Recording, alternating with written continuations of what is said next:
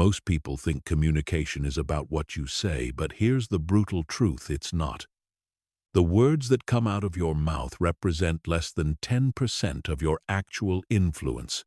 The other 90% is psychology strategy and understanding how the human brain processes information. This is why some people can walk into any room, command respect, and get exactly what they want, while others struggle to be taken seriously no matter how smart they are or how hard they work. You've probably noticed this phenomenon yourself. You know someone who isn't the smartest person in the room, but somehow everyone listens to them. They get promoted faster, close bigger deals, and seem to effortlessly influence others. Meanwhile, brilliant people with amazing ideas get ignored, overlooked, and underestimated. The difference isn't intelligence or luck, it's communication mastery. Here's what most people don't understand about powerful communication. It's not a talent you're born with, it's a skill you can learn. Every element of influential speaking, from the way you enter a conversation to how you structure your thoughts, to the psychological triggers you activate, can be systematically developed.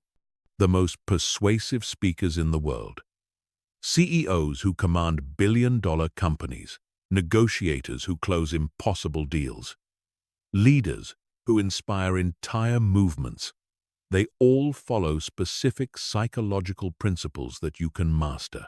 This audiobook will teach you those principles. You'll learn how to read any room within seconds, how to structure your thoughts so people hang on every word, how to use strategic silence to create authority, how to handle disagreement without losing respect, and how to build the kind of magnetic presence that makes people want to listen to you. By the time you finish, you won't just speak differently, you'll think differently about every interaction you have. But here's the catch: this only works if you apply it. These aren't theoretical concepts to think about.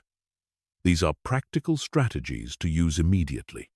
Every technique I share has been proven in real-world situations, from boardrooms to first dates, from job interviews to family dinners.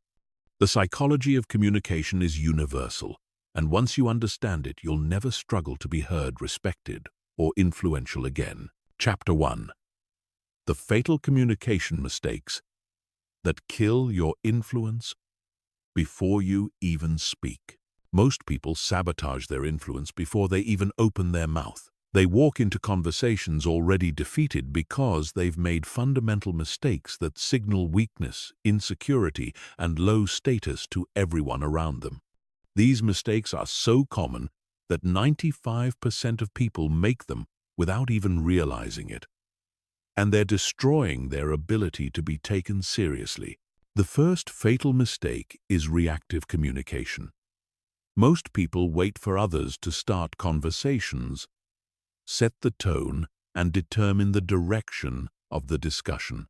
They respond instead of leading. They follow instead of guiding. And they let other people control the frame of every interaction. This immediately positions them as followers, not leaders. When you're constantly reacting, you're giving away your power and training others to see you as someone who waits for permission rather than someone who takes charge. Reactive communicators use phrases like, "I think maybe you're probably right," and "I'm not sure," but they ask permission to speak, they apologize for having opinions, and they constantly seek validation from others. This creates a psychological dynamic where people unconsciously categorize them as less important, less confident, and less worthy of serious attention. The human brain is wired to respect certainty and authority, and reactive communication signals the opposite. The second fatal mistake is information dumping. Most people think that more information equals more persuasion, so they overwhelm others with facts, details, statistics, and explanations. They believe that if they just provide enough evidence, people will naturally agree with them. This is completely backwards. The human brain doesn't process information logically, it processes it emotionally first, then finds logical reasons to support those emotions. When you dump information on people, you're actually making it harder for them to understand and agree with you. You're creating cognitive overload, which triggers mental resistance. Instead of being persuaded, people become overwhelmed, confused, and mentally exhausted. They stop listening not because your information is wrong, but because their brain can't process it effectively. Information dumping also signals that you don't understand your audience's needs, priorities, or attention span. The third fatal mistake is emotional leakage. This happens when your internal emotional state unconsciously affects your communication. If you're nervous, anxious, insecure, or desperate, these emotions leak out through your voice tone, body language, and word choice, even when you're trying to hide them. People can sense emotional leakage immediately, and it destroys your credibility. Emotional leakage shows up in subtle ways. Your voice might get slightly higher when you're nervous. You might speak faster when you're anxious. You might use more filler words when you're uncertain. You might lean forward too much when you're desperate for approval. These micro-signals communicate more than your actual words, and they tell people that you're not in control of yourself. If you can't control your own emotions, how can you be trusted with important decisions or responsibilities? The fourth fatal mistake is mirror communication. This is when you unconsciously copy the communication style, energy level, and opinions of whoever you're talking to. Mirror communicators become chameleons, constantly adjusting their personality to match their environment. They think this makes them more likable, but it actually makes them forgettable and untrustworthy. When you mirror others, you lose your unique voice and perspective. People can sense that you're not being authentic, and they stop taking you seriously. Mirror communication also prevents you from adding real value to conversations because you're just echoing what others have already said.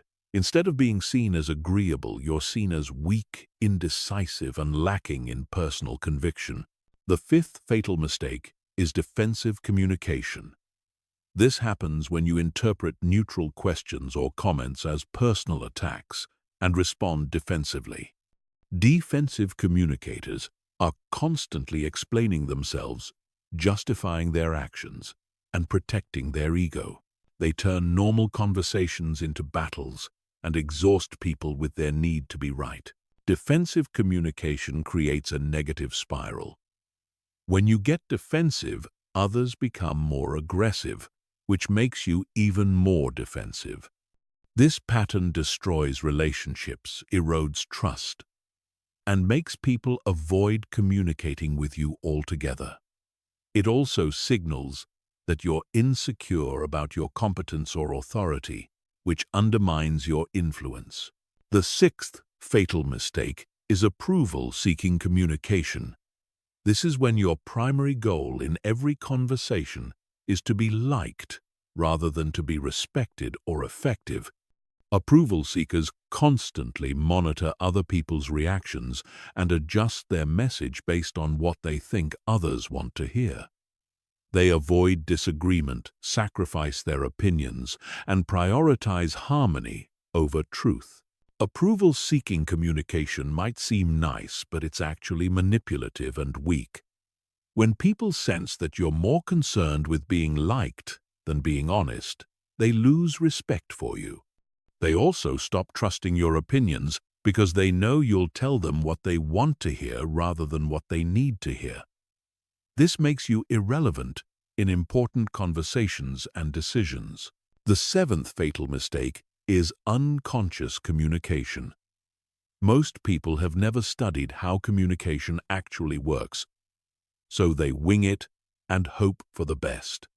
They don't understand how their tone affects perception, how their word choice creates meaning, or how their body language influences outcomes. This is like trying to perform surgery without understanding anatomy. You might get lucky, but you'll probably cause damage. Unconscious communicators repeat the same mistakes over and over because they don't know what they're doing wrong. They blame others for misunderstanding them instead of taking responsibility for unclear communication. They get frustrated when people don't respond the way they want, but they never examine their own role in creating those outcomes. These 7 fatal mistakes are epidemic in modern society, and they're the reason why most people struggle with influence, authority, and respect. The good news is that once you become aware of these patterns, you can start changing them immediately. Every conversation becomes an opportunity to practice conscious, strategic communication that builds your influence instead of destroying it. Chapter 2. The Neuroscience of First Impressions: Why People Decide About You in 3 Seconds. Your brain makes snap judgments about other people in less than 3 seconds. And those judgments are incredibly difficult to change. This isn't a flaw in human psychology, it's a survival mechanism that evolved over millions of years to help us quickly identify threats, allies, and opportunities. Understanding how these first impressions work gives you enormous power because you can consciously influence them instead of leaving them to chance. The human brain processes first impressions through multiple channels simultaneously. Your appearance, posture, facial expressions, voice, tone, energy level, and initial words all get processed instantly and unconsciously. Within 3 seconds, people have already decided whether you're competent, confident, trustworthy, high status, or low status, and these decisions shape every subsequent interaction you have with them. This happens because of something called thin slice judgments. The brain takes a tiny slice of information and uses it to make broad predictions about your character, abilities, and intentions. These predictions are remarkably accurate for basic personality traits, but they're also heavily influenced by unconscious biases and social conditioning. This means you can trigger positive first impressions by understanding what signals the brain is looking for. The first element of powerful first impressions is physical presence. Before you say a single word, people are evaluating your posture, movement, and spatial awareness. Confident people take up appropriate space, move with purpose, and maintain steady, controlled movements. They don't fidget, rush, or make themselves smaller. Their physical presence communicates that they belong in the space and have every right to be there. Physical presence starts with your posture. Stand or sit with your spine straight, shoulders back, and head level. This isn't about being rigid, it's about being aligned and grounded. When your posture is strong and stable, it triggers unconscious associations with competence, leadership, and emotional control. When your posture is weak, collapsed, or fidgety, it signals insecurity, nervousness, and low confidence. Your movement patterns also communicate volumes about your internal state. Confident people move deliberately and smoothly. They don't rush unless there's a real urgency, and they don't move slowly unless they're being intentional about creating a specific effect. Their movements have purpose, direction, and control, which signals that they have control over themselves and their environment. The second element is facial expression and eye contact. Your face is the most expressive part of your body, and people read it constantly for emotional information. Confident communicators maintain relaxed, alert facial expressions that show they're engaged but not overly eager. They make appropriate eye contact that shows interest and attention without being aggressive or invasive. Eye contact patterns are particularly important for establishing authority and connection. Strong eye contact signals confidence, honesty, and engagement, but too much becomes aggressive and uncomfortable. The optimal pattern is to maintain eye contact for 3 to 5 second intervals while speaking and 4 to 6 second intervals while listening. This creates a sense of connection without triggering discomfort or dominance battles. Your facial expressions should match your internal emotional state and your intended message. If you're nervous but trying to appear confident, the mismatch will be obvious and undermine your credibility. This is why emotional regulation is so crucial for powerful communication. You need to genuinely feel calm and confident, not just try to fake it. The third element is vocal quality and tone. Your voice carries enormous amounts of information about your emotional state, confidence level, and social status. Within seconds of hearing you speak, people make judgments about your competence, authority, and trustworthiness based purely on how you sound. Confident voices have certain characteristics. They're well supported by breath, which creates a full, rich tone. They have controlled pace, which shows thoughtfulness and intentionality. They have appropriate volume, which demonstrates awareness of the space and audience. They have clear articulation, which signals education and attention to detail. And they have varied intonation, which keeps people engaged and interested. Many people unconsciously sabotage their vocal authority by speaking too quietly, which signals insecurity, speaking too quickly, which signals nervousness, or using uptalk, which makes statements sound like questions. These vocal patterns immediately lower your perceived status and competence, regardless of what you're actually saying. The fourth element is your opening words and energy. The first thing you say sets the tone for the entire conversation, and people remember it disproportionately due to the primacy effect.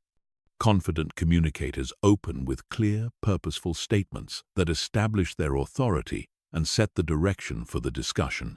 Weak openings include apologizing for speaking, interrupting, or taking up time. They include uncertain phrases like, "I'm not sure if this is right," but, or, "I hope you don't mind me saying." They include excessive pleasantries or small talk that wastes time and dilutes your message. These patterns immediately signal that you don't value your own time or opinions, which trains others to devalue them as well. Strong openings are direct, purposeful, and confident. They might include a clear statement of your purpose, an interesting observation that demonstrates insight, or a strategic question that engages the other person's thinking. The key is to lead the conversation from the first moment, rather than waiting for others to set the direction. The fifth element is emotional congruence.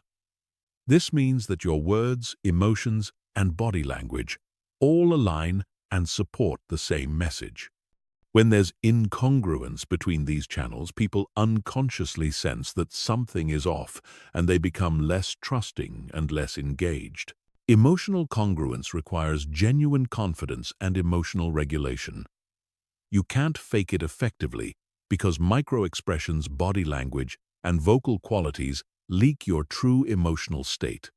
This is why developing real confidence and emotional control is so much more effective than trying to use superficial techniques to appear confident. The neuroscience of first impressions reveals that people are constantly evaluating you on multiple levels simultaneously.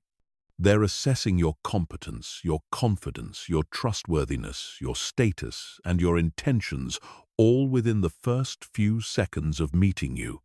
By understanding how these assessments work, you can consciously influence them and create powerful, positive first impressions that open doors and create opportunities. Chapter 3.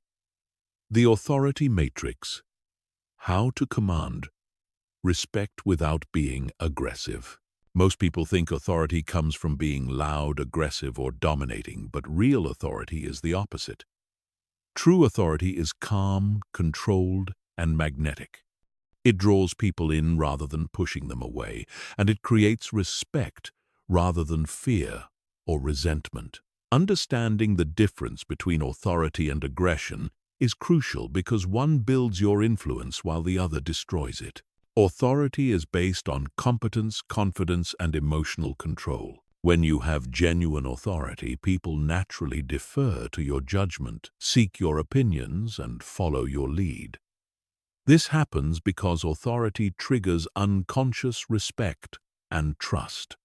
People feel safe around authoritative individuals because they sense that these people have control over themselves and their environment. Aggression, on the other hand, is based on force, intimidation, and emotional reactivity. Aggressive people might get temporary compliance, but they don't get genuine respect or willing cooperation. Aggression actually signals weakness because it shows that you need to use force to get what you want, rather than earning it through competence and character. The first element of natural authority is emotional regulation. Authoritative people remain calm and controlled, even in stressful situations. They don't get defensive, angry, or flustered when challenged. This emotional stability signals strength, competence, and leadership capability. When others see that you can maintain your composure under pressure, they naturally view you as someone who can handle responsibility and make good decisions. Emotional regulation doesn't mean being emotionless or robotic. It means being able to choose your emotional responses rather than being controlled by them. Authoritative people feel emotions, but they process them internally before responding. This allows them to respond strategically rather than reactively, which leads to better outcomes and increased respect. The second element is intellectual confidence. This means having well-thought-out opinions based on solid reasoning and being able to articulate them clearly and persuasively. Intellectual confidence shows up in how you present ideas, defend positions, and engage with opposing viewpoints. You're not afraid of intellectual challenges because you've done the work to develop informed perspectives. Intellectual confidence is different from arrogance. Arrogant people think they know everything and dismiss other viewpoints without consideration. Intellectually confident people know what they know and acknowledge what they don't know. They're open to learning and changing their minds when presented with better information, but they don't waver on principles they've carefully considered. The third element is purposeful communication. Authoritative people communicate with clear intention behind every word. They don't speak just to fill silence or to be polite. When they contribute to conversations, they add genuine value through insights, questions, or information that moves the discussion forward. This purposefulness makes others pay attention because they know that when you speak, it's worth listening to. Purposeful communication also means being selective about when you speak.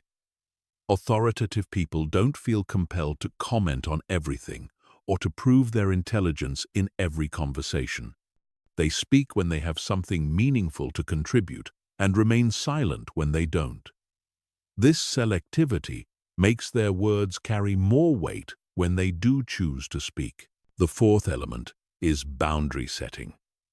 Authority requires clear boundaries about what you will and won't accept in terms of behavior, treatment, and communication.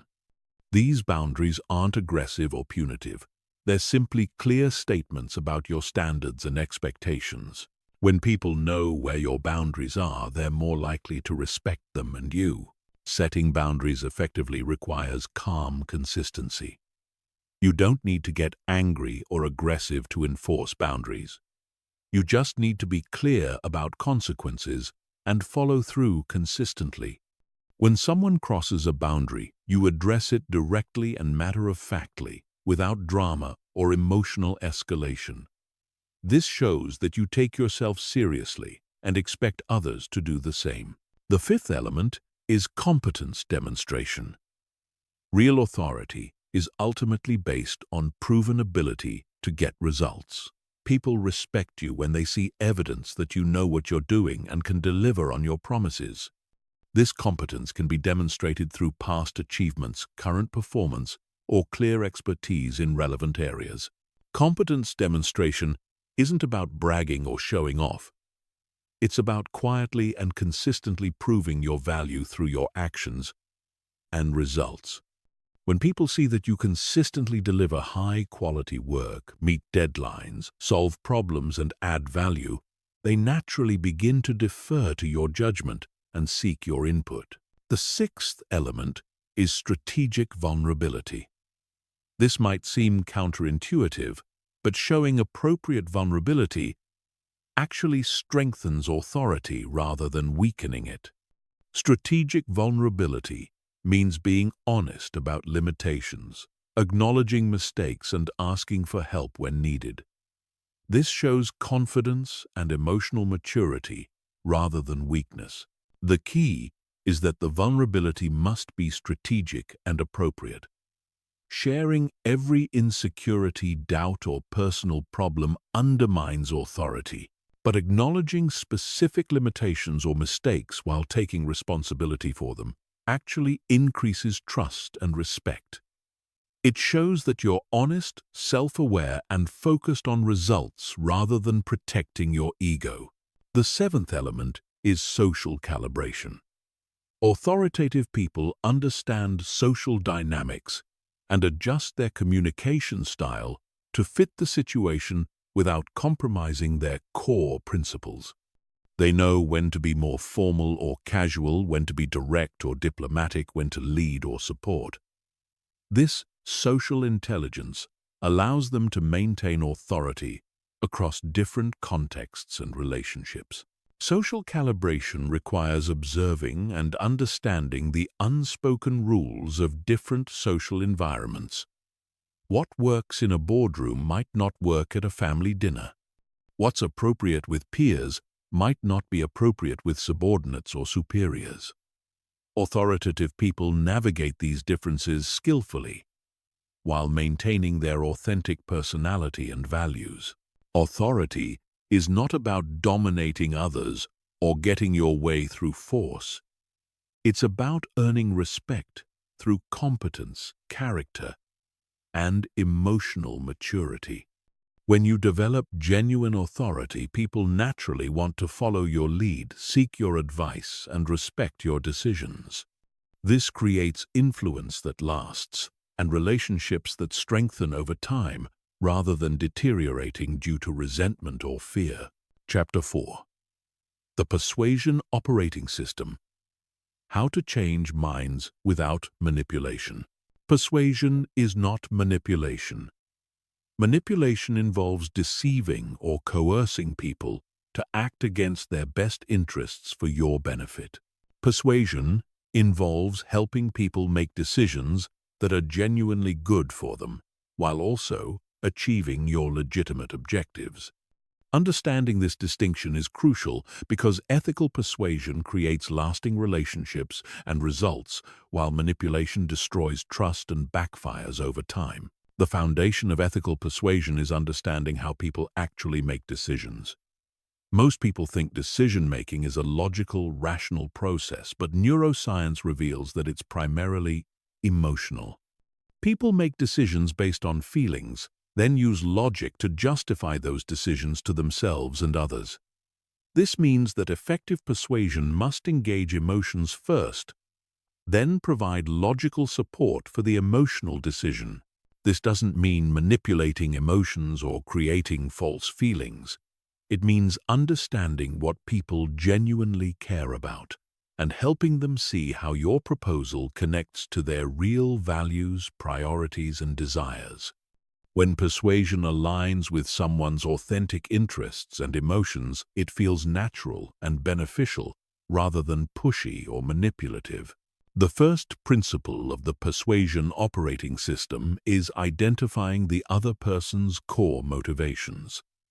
Everyone has primary drivers that guide their decisions. These might include security, achievement, recognition, autonomy, connection, growth, or contribution. Before attempting to persuade someone, you need to understand what really motivates them, not what you think should motivate them. You can identify motivations through careful observation and strategic questions. What topics make them light up with enthusiasm? What concerns keep them awake at night? What achievements are they most proud of? What fears do they try to avoid? What values do they consistently defend? Understanding these deeper motivations allows you to frame your proposals in ways that genuinely resonate with their priorities. The second principle is establishing genuine rapport and trust. People are only persuaded by people they like, trust, and respect. This rapport can't be faked through superficial techniques like mirroring body language or using someone's name repeatedly. Real rapport comes from authentic interest in the other person, demonstrated competence, and consistent reliability. Building rapport requires shifting your focus from what you want to get to what you can give. When you genuinely care about helping someone solve their problems or achieve their goals, they sense this authenticity and become more open to your influence. This doesn't mean being selfless. It means finding genuine alignment between your interests and theirs. The third principle is strategic storytelling. Facts tell, but stories sell. Because stories engage emotions, create vivid mental pictures, and make abstract concepts concrete and memorable. Instead of presenting dry information or logical arguments, you embed your key points in compelling narratives that help people visualize and feel the benefits of your proposal. Effective persuasion stories have specific elements. They feature relatable characters facing similar challenges to your audience. They include specific sensory details that make the story vivid and memorable. They show clear cause and effect relationships between actions and outcomes. They end with results that your audience wants to achieve. And they position your proposal as the key factor that enabled the positive outcome. The fourth principle is addressing resistance proactively. Every person has reasons for potentially saying no to your proposal, and ignoring these concerns doesn't make them go away. Skilled persuaders identify likely objections and address them before they're raised. This shows that you understand the other person's perspective and have thoughtfully considered their concerns. Addressing resistance isn't about overpowering objections with stronger arguments. It's about acknowledging legitimate concerns and providing genuine solutions or alternatives. Sometimes this means modifying your proposal to better meet their needs. Sometimes it means providing additional information or assurances. Sometimes it means accepting that your proposal isn't right for them at this time. The fifth principle is creating urgency without pressure. People postpone decisions when there's no compelling reason to act now. Effective persuasion includes legitimate reasons why acting sooner is better than acting later. This might include limited availability, time-sensitive opportunities, or increasing costs or difficulties over time. The key is that the urgency must be real, not artificial. Creating false deadlines or scarcity backfires when people discover the deception. But highlighting genuine time-sensitive factors helps people overcome natural procrastination and indecision. You're not pressuring them, you're helping them avoid the negative consequences of unnecessary delay. The sixth principle is making it easy to say yes. Even when people want to accept your proposal, they might hesitate if the process seems complicated, risky, or overwhelming. Effective persuasion removes as many barriers as possible and makes the next step clear, simple, and low risk. This might involve breaking a large commitment into smaller steps, providing guarantees or trial periods, reducing upfront costs, or handling administrative details yourself. The easier you make it for people to move forward, the more likely they are to do so, even when they're genuinely interested in your proposal. The seventh principle is confirming commitment and next steps. Many persuasion attempts fail not because people aren't convinced, but because the conversation ends without clear agreement about what happens next. Once someone agrees to your proposal, you need to confirm their commitment and establish specific next steps with timelines and responsibilities. This confirmation serves multiple purposes. It ensures that you both understand what was agreed to. It creates psychological commitment through the consistency principle. It prevents the agreement from being forgotten or deprioritized.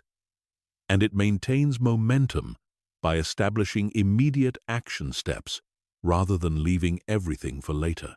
The persuasion operating system works because it aligns with how people naturally think, feel, and make decisions. It doesn't try to override their judgment or manipulate their emotions. Instead, it helps them make good decisions by providing relevant information, addressing legitimate concerns, and making it easy to take action that serves their interests, while also achieving your objectives. Chapter 5. Strategic Silence. The power of what you don't say. Most people are afraid of silence in conversations. They feel compelled to fill every pause with words, even when they have nothing meaningful to say. This fear of silence destroys their communication power because it makes them appear nervous, anxious, and lacking in confidence. Learning to use silence strategically is one of the most powerful communication skills you can develop. Silence is not the absence of communication, it's a different form of communication. Strategic silence can convey confidence, authority, thoughtfulness, and control. It can create space for others to reveal important information. It can add weight and impact to your words. It can diffuse tension and create connection. And it can give you time to think before responding, instead of reacting impulsively. The first type of strategic silence is the confidence pause. This is a brief silence before you speak that shows you're choosing your words carefully rather than blurting out the first thing that comes to mind. Confident people are comfortable with this pause because they're not desperate to prove themselves or fill every moment with chatter. The confidence pause works because it signals thoughtfulness and intentionality. When you pause before speaking, people unconsciously assume that what you're about to say is worth waiting for. This makes them pay closer attention to your words and gives your message more impact. It also gives you time to organize your thoughts and choose the most effective way to communicate your point. The second type is the emphasis pause. This is a strategic silence after making an important point that allows it to sink in before moving on. Most people rush from point to point without giving their audience time to process important information. The emphasis pause ensures that your key messages are absorbed and remembered rather than lost in a stream of continuous talking. Emphasis pauses are particularly powerful after making bold statements, asking important questions, or delivering surprising information. The silence creates mental space for the other person to consider what you've said, rather than immediately thinking about their response. This increases the likelihood that your message will influence their thinking and decision-making. The third type is the invitation silence. This is a longer pause that creates space for the other person to contribute to the conversation. Many people monopolize conversations by talking continuously, which prevents them from learning important information about the other person's thoughts, feelings, and motivations. Invitation silences encourage others to share more than they initially intended. Invitation silences work because most people feel compelled to fill conversational gaps. When you create space through silence, others will often reveal information they wouldn't share if you kept talking. This information can be invaluable for understanding their perspectives, building rapport, and identifying opportunities for connection or persuasion. The fourth type is the processing pause. This is a silence that gives you time to think before responding to difficult questions or challenging statements. Instead of feeling pressured to respond immediately, you can take a moment to consider your options and choose the most strategic response. This prevents you from saying something you'll regret and helps you maintain control of the conversation. Processing pauses are especially important when dealing with confrontation, criticism, or high-pressure situations. The natural tendency is to defend yourself immediately, but this often leads to reactive responses that escalate conflict or undermine your position. A strategic pause allows you to respond thoughtfully rather than emotionally, which leads to better outcomes. The fifth type is the tension pause. This is a silence that allows uncomfortable emotions or difficult topics to exist without immediately trying to fix them or move past them. Many people are so uncomfortable with tension that they rush to resolve it even when sitting with the discomfort would be more productive. Tension pauses can be powerful in negotiations, difficult conversations, or when addressing performance issues. Instead of immediately offering solutions or reassurances, you allow the other person to feel the full weight of the situation. This often motivates them to take responsibility or propose solutions themselves rather than waiting for you to fix their problems. The sixth type is the reflection silence. This is a pause that gives both parties time to consider what has been discussed before moving to the next topic or making decisions. Reflection silences prevent rushed decisions and ensure that important conversations receive adequate consideration. Reflection silences are particularly valuable at the end of important discussions or before making significant commitments.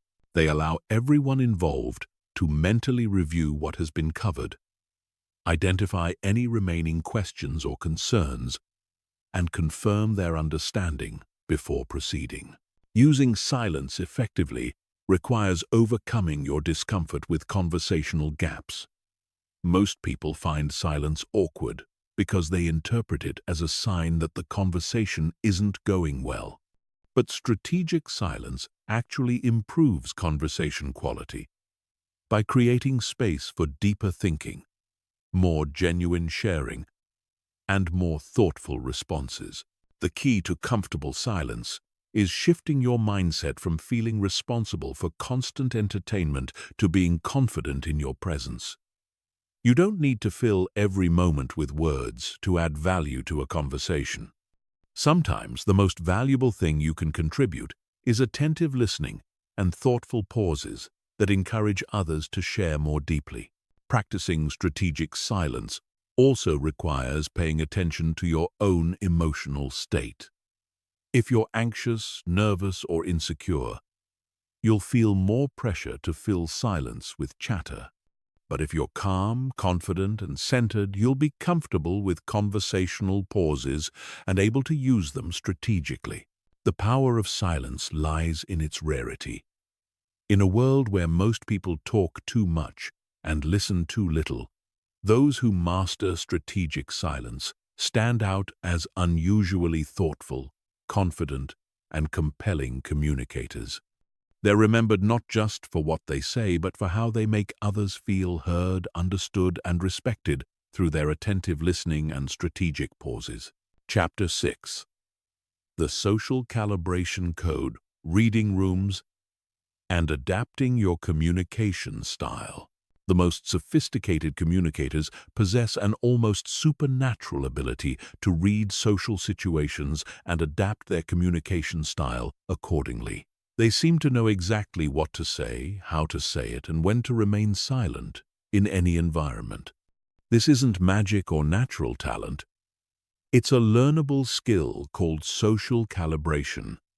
And it's the difference between being effective in one context versus being powerful in every context. Social calibration is the ability to accurately assess the unwritten rules of any social environment and adjust your communication to work within those rules while still achieving your objectives. Every social situation has invisible dynamics, power structures, cultural norms, and emotional undercurrents that determine what kind of communication will be effective and what will backfire. Most people fail at social calibration because they use the same communication approach in every situation.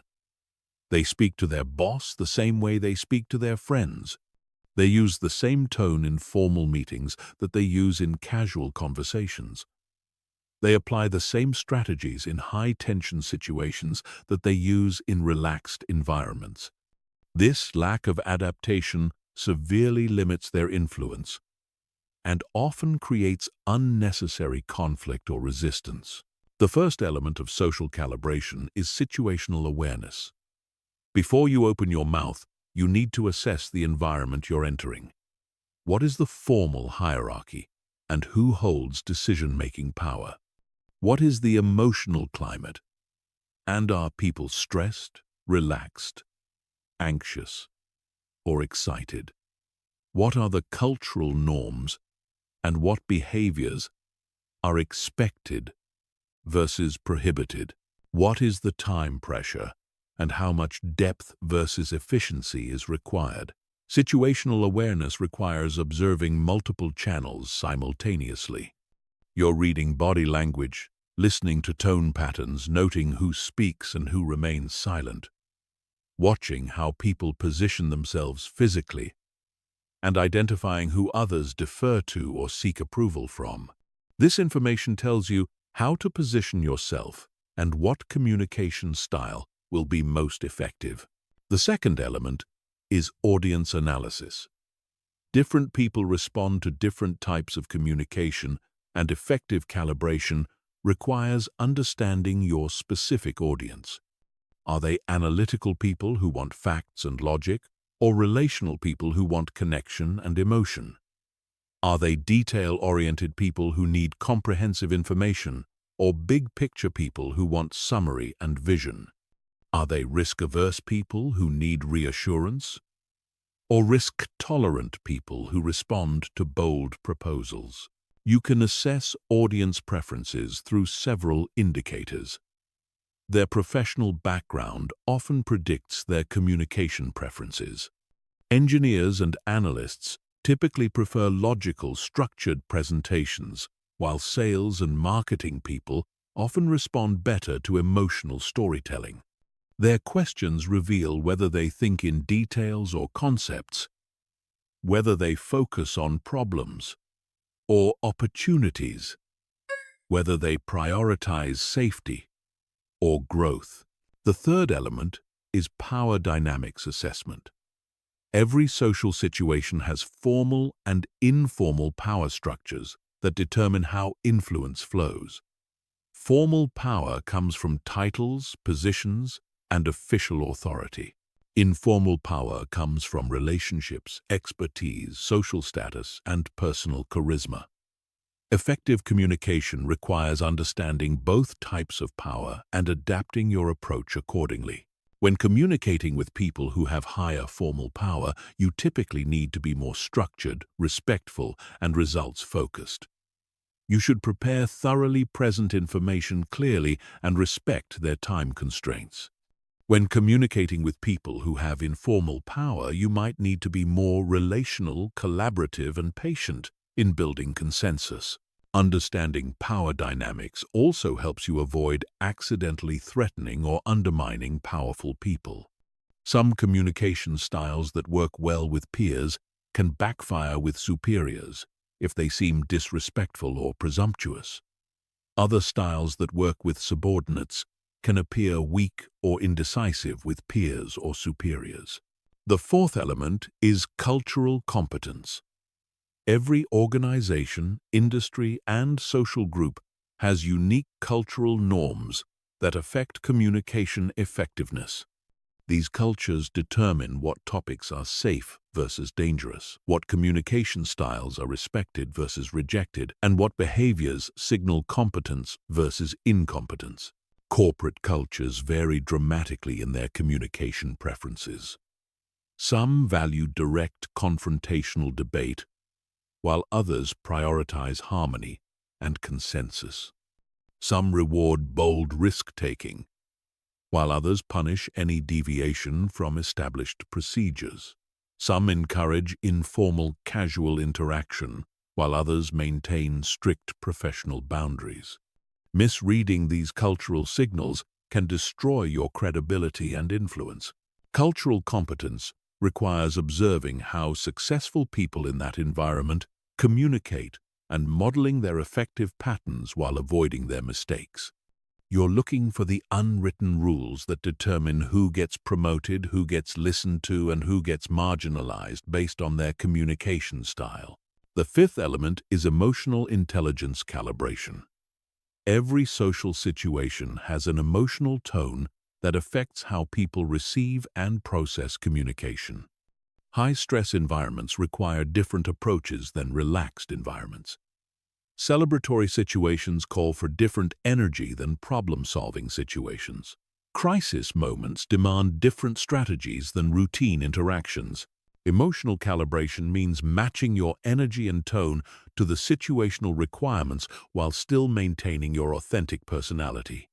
If everyone is stressed and urgent, you can't be slow and casual without appearing disconnected. If everyone is formal and serious, you can't be playful and irreverent without seeming inappropriate. But you also can't completely suppress your personality, or you'll appear fake and untrustworthy. The sixth element is strategic flexibility. Social calibration isn't about becoming a chameleon who has no consistent identity. It's about being strategically flexible in your communication approach while maintaining your core values and objectives. You're adapting your methods, not your principles, your style, not your substance, your presentation, not your purpose. Strategic flexibility requires having multiple communication approaches in your repertoire. You need to be able to communicate analytically when the situation requires logic emotionally, when connection is needed assertively, when leadership is required, and collaboratively when consensus building is important. This range allows you to be effective across diverse situations and relationships. The seventh element is real-time adjustment. Social calibration isn't just about reading a situation correctly at the beginning, it's about continuously monitoring feedback and adjusting your approach as the situation evolves. People's moods change, power dynamics shift, and new information emerges that requires communication strategy modifications. Real-time adjustment requires paying attention to micro-feedback signals. Are people leaning in or leaning back? Are they asking questions or remaining silent? Are they making eye contact or looking away? Are they nodding in agreement or showing signs of confusion or disagreement? This feedback tells you whether your current approach is working or needs modification. Effective real-time adjustment also requires having the emotional flexibility to change course without losing confidence or composure. Many people get locked into communication approaches even when they're clearly not working because changing feels like admitting failure. But strategic adaptation is a sign of social intelligence, not weakness. Mastering social calibration transforms you from someone who is effective in limited contexts to someone who can succeed in any environment. You become the person others rely on for important conversations, difficult negotiations, and high-stakes presentations, because you have the rare ability to read situations accurately and communicate in ways that achieve results while maintaining relationships. Chapter 7. The Confidence Algorithm Building Unshakable Self-Assurance in any situation. Confidence is not a personality trait you're born with. It's a skill you can systematically develop. Most people think confidence comes from success, but the reality is reversed. Confidence creates success, not the other way around. When you understand how confidence actually works, you can build it deliberately and maintain it consistently, regardless of external circumstances. The foundation of unshakable confidence is understanding the difference between outcome-based confidence and process-based outcome-based confidence. Outcome-based confidence depends on external results and other people's approval. When things go well, you feel confident. When they don't, you feel insecure. This type of confidence is fragile and unreliable because you can't control outcomes or other people's reactions. Process-based confidence comes from trusting your ability to handle whatever happens. It's based on your preparation, competence, and emotional resilience rather than specific results. When you have process-based confidence, you remain steady and self-assured even when outcomes are uncertain or disappointing, because you know you have the skills and character to navigate any situation effectively. The first element of the confidence algorithm is competence building. Real confidence is rooted in real ability, and you can't fake competence for very long without being exposed. This means that building confidence requires continuously developing your knowledge, skills, and expertise in areas that matter to your goals and responsibilities.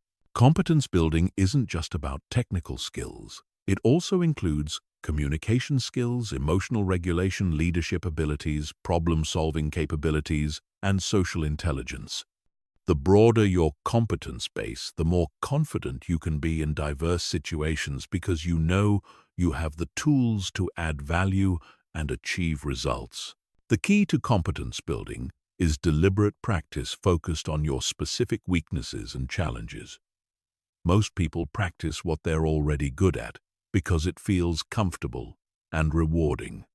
But confidence comes from knowing you can handle difficult situations, which requires practicing the skills you'll need when things go wrong. The second element is preparation mastery. Confidence grows when you know you've prepared thoroughly for whatever challenges you might face. This preparation includes researching relevant information, anticipating potential problems, developing contingency plans, and rehearsing important communications or presentations. Preparation mastery goes beyond surface-level planning to include mental and emotional preparation. You visualize successful outcomes, but also prepare mentally for potential setbacks or difficulties. You practice staying calm and focused under pressure. You develop quick decision-making processes for unexpected situations. This comprehensive preparation gives you confidence that you can handle anything that comes up. The third element is evidence accumulation. Your brain builds confidence by accumulating evidence that you can succeed in challenging situations. Every time you handle a difficult conversation, navigate a complex problem, or achieve a meaningful goal, you add to your evidence bank of personal competence. Most people don't pay attention to their successes and accomplishments, so they don't get the confidence benefits from their achievements. They focus on failures and problems while dismissing or minimizing their successes. Building confidence requires deliberately noting and remembering evidence of your capabilities and achievements. You can accelerate evidence accumulation by setting progressive challenges that stretch your abilities without overwhelming them.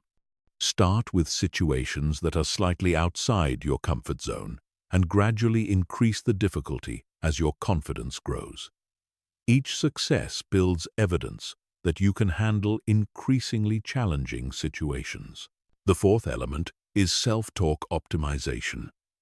Your internal dialogue has enormous impact on your confidence levels because your brain believes what you tell it repeatedly. Most people have negative self-talk patterns that undermine their confidence through constant self-criticism, doubt, and catastrophic thinking.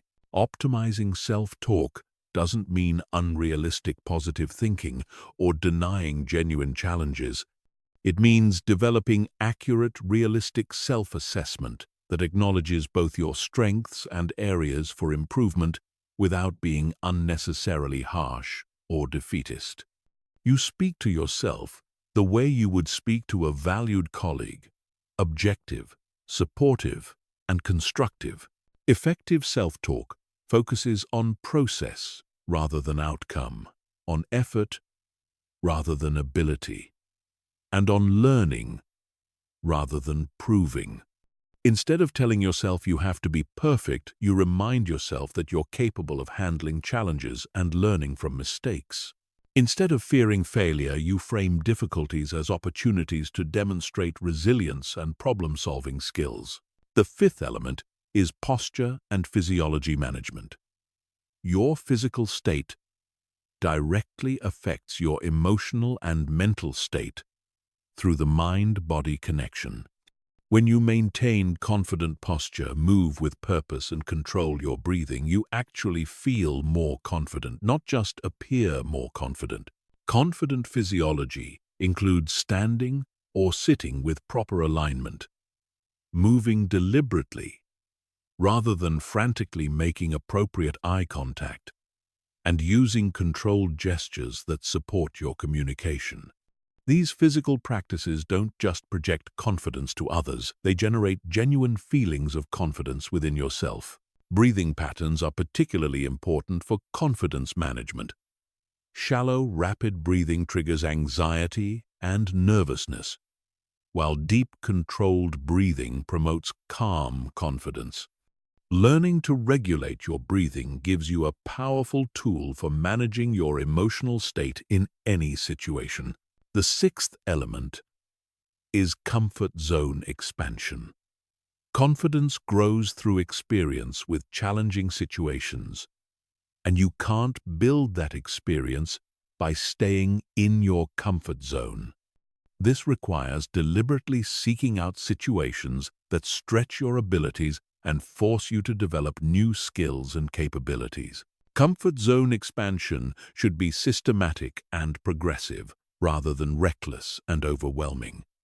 You want to challenge yourself enough to grow, but not so much that you become overwhelmed and lose confidence. The goal is to gradually expand your comfort zone so that situations that once seemed impossible become routine.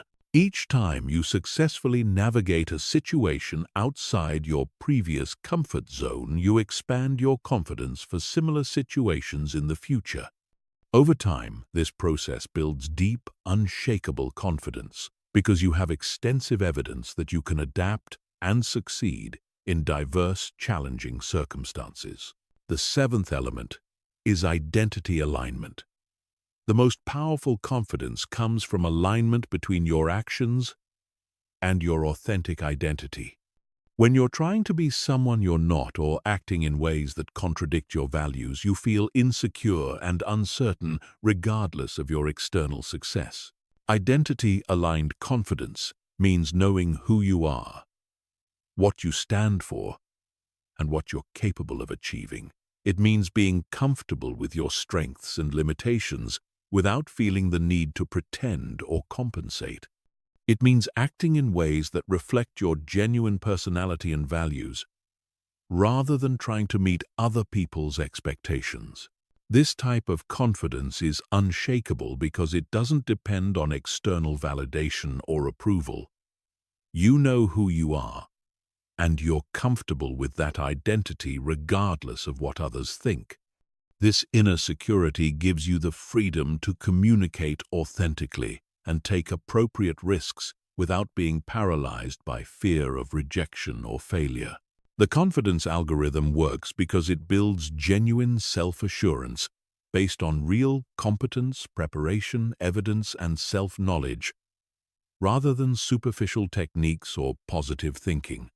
When you systematically develop these elements, you create confidence that withstands pressure, performs under stress, and grows stronger through challenges rather than being diminished by them. Chapter 8. Advanced Influence Techniques. The psychology of getting what you want without force. Influence is not about overpowering people or manipulating them into compliance. It's about understanding human psychology and creating conditions where people naturally want to cooperate with you. The most powerful influence techniques work by aligning with how people already think, feel, and make decisions, rather than fighting against their natural tendencies.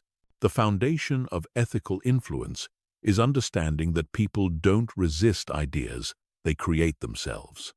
When you can guide people to discover conclusions, solutions, or decisions on their own, they feel ownership and commitment rather than resentment or resistance.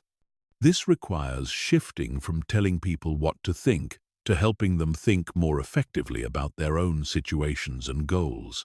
The first advanced influence technique is assumption reframing.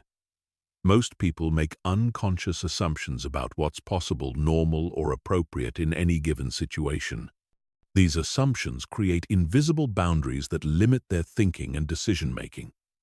By skillfully challenging or reframing these assumptions, you can expand their perception of available options. Assumption reframing works by introducing new perspectives that highlight the arbitrary nature of current limitations. You might ask questions like, what if we didn't have to follow the usual process? Or what would be possible if budget wasn't a constraint? Or how would this look if we were starting from scratch? These questions help people break free from limiting assumptions and consider new possibilities. The key to effective assumption reframing is making it feel natural and collaborative rather than pushy or argumentative. You're not attacking their current thinking, you're helping them expand it. You present alternative perspectives as interesting possibilities to explore, rather than as corrections to their faulty reasoning. The second technique is social proof orchestration. People look to others for guidance about what to think, feel, and do, especially in uncertain situations. By strategically highlighting relevant examples of others who have made similar decisions, you can influence people's perception of what's normal, reasonable, or beneficial. Social proof orchestration requires careful selection of relevant examples that match the person's situation, values, and concerns. The examples should come from people they respect or identify with and demonstrate outcomes they want to achieve. Generic testimonials or irrelevant examples can actually backfire by highlighting differences rather than similarities. You can also create social proof through strategic networking and relationship building. When influential people in someone's network support your position or proposal, it carries much more weight than your direct advocacy. This requires building genuine relationships with key influencers and helping them understand how your proposals benefit their interests as well. The third technique is cognitive reframing. This involves helping people interpret situations, events, or information in ways that support better decision-making. The same facts can be perceived very differently depending on how they're framed and presented. Skilled influence practitioners help people see situations in ways that reveal opportunities rather than just obstacles. Cognitive reframing works by shifting focus from problems to solutions, from costs to benefits, from risks to potential rewards, from what's missing to what's possible. You're not changing the facts, you're helping people interpret those facts in more productive and optimistic ways that enable action rather than paralysis. Effective cognitive reframing requires understanding the other person's current mental framework and gently guiding them toward more empowering interpretations. This means listening carefully to how they describe situations and strategically introducing alternative perspectives that open up new possibilities. The fourth technique is reciprocity activation. People feel psychologically obligated to return favors and reciprocate kindness. This principle can be used ethically by providing genuine value before asking for anything in return.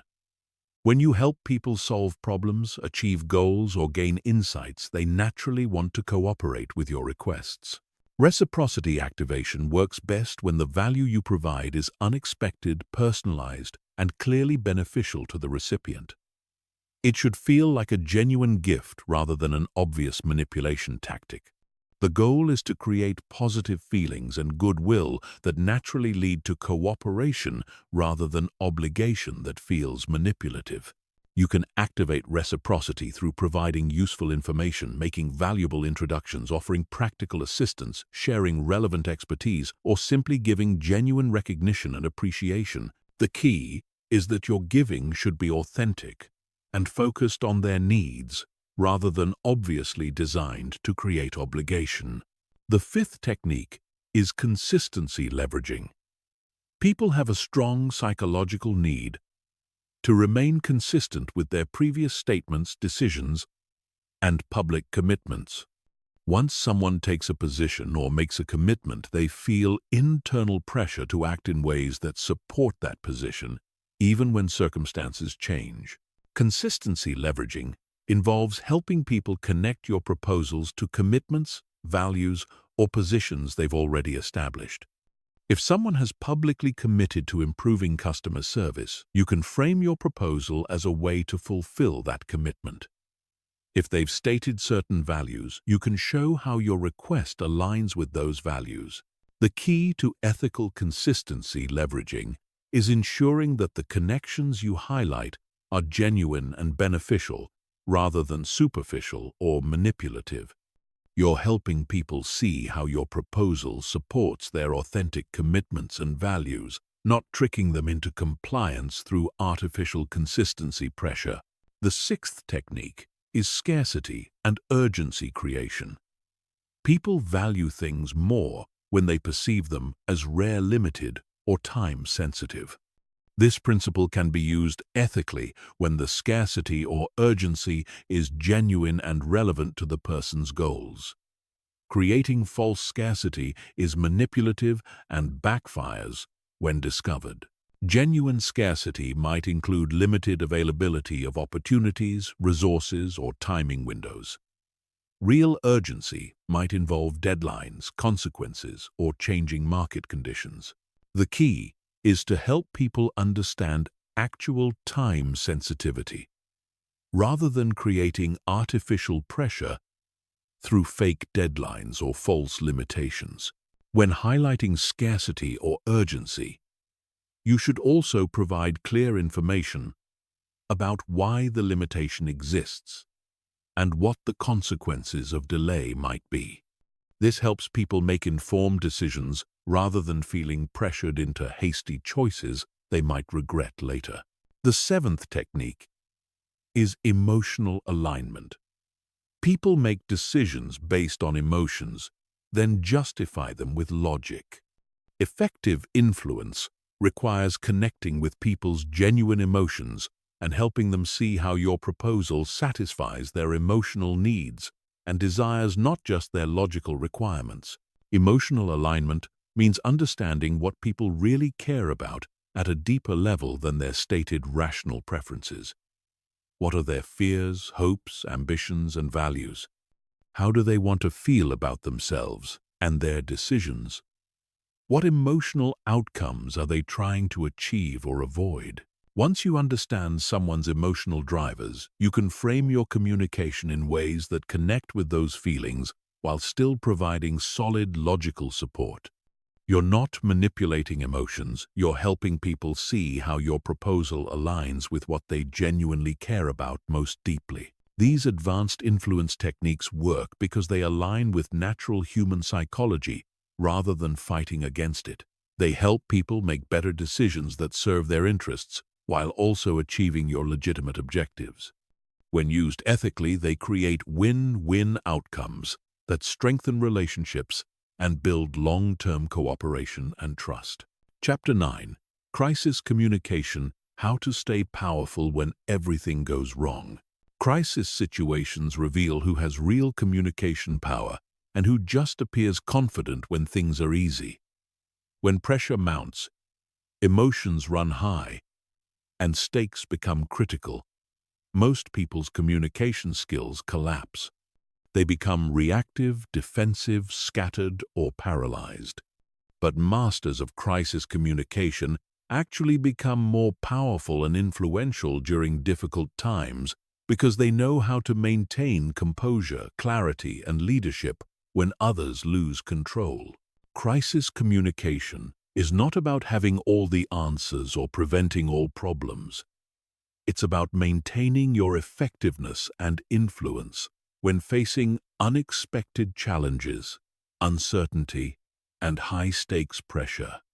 The people who master this skill become the ones others turn to when things go wrong, which creates enormous opportunities for leadership and advancement. The first principle of crisis communication is emotional regulation under pressure. When crisis hits, your first responsibility is managing your own emotional state, because your emotions will either stabilize or destabilize everyone around you. People look to leaders for emotional cues about how serious the situation is and how they should respond.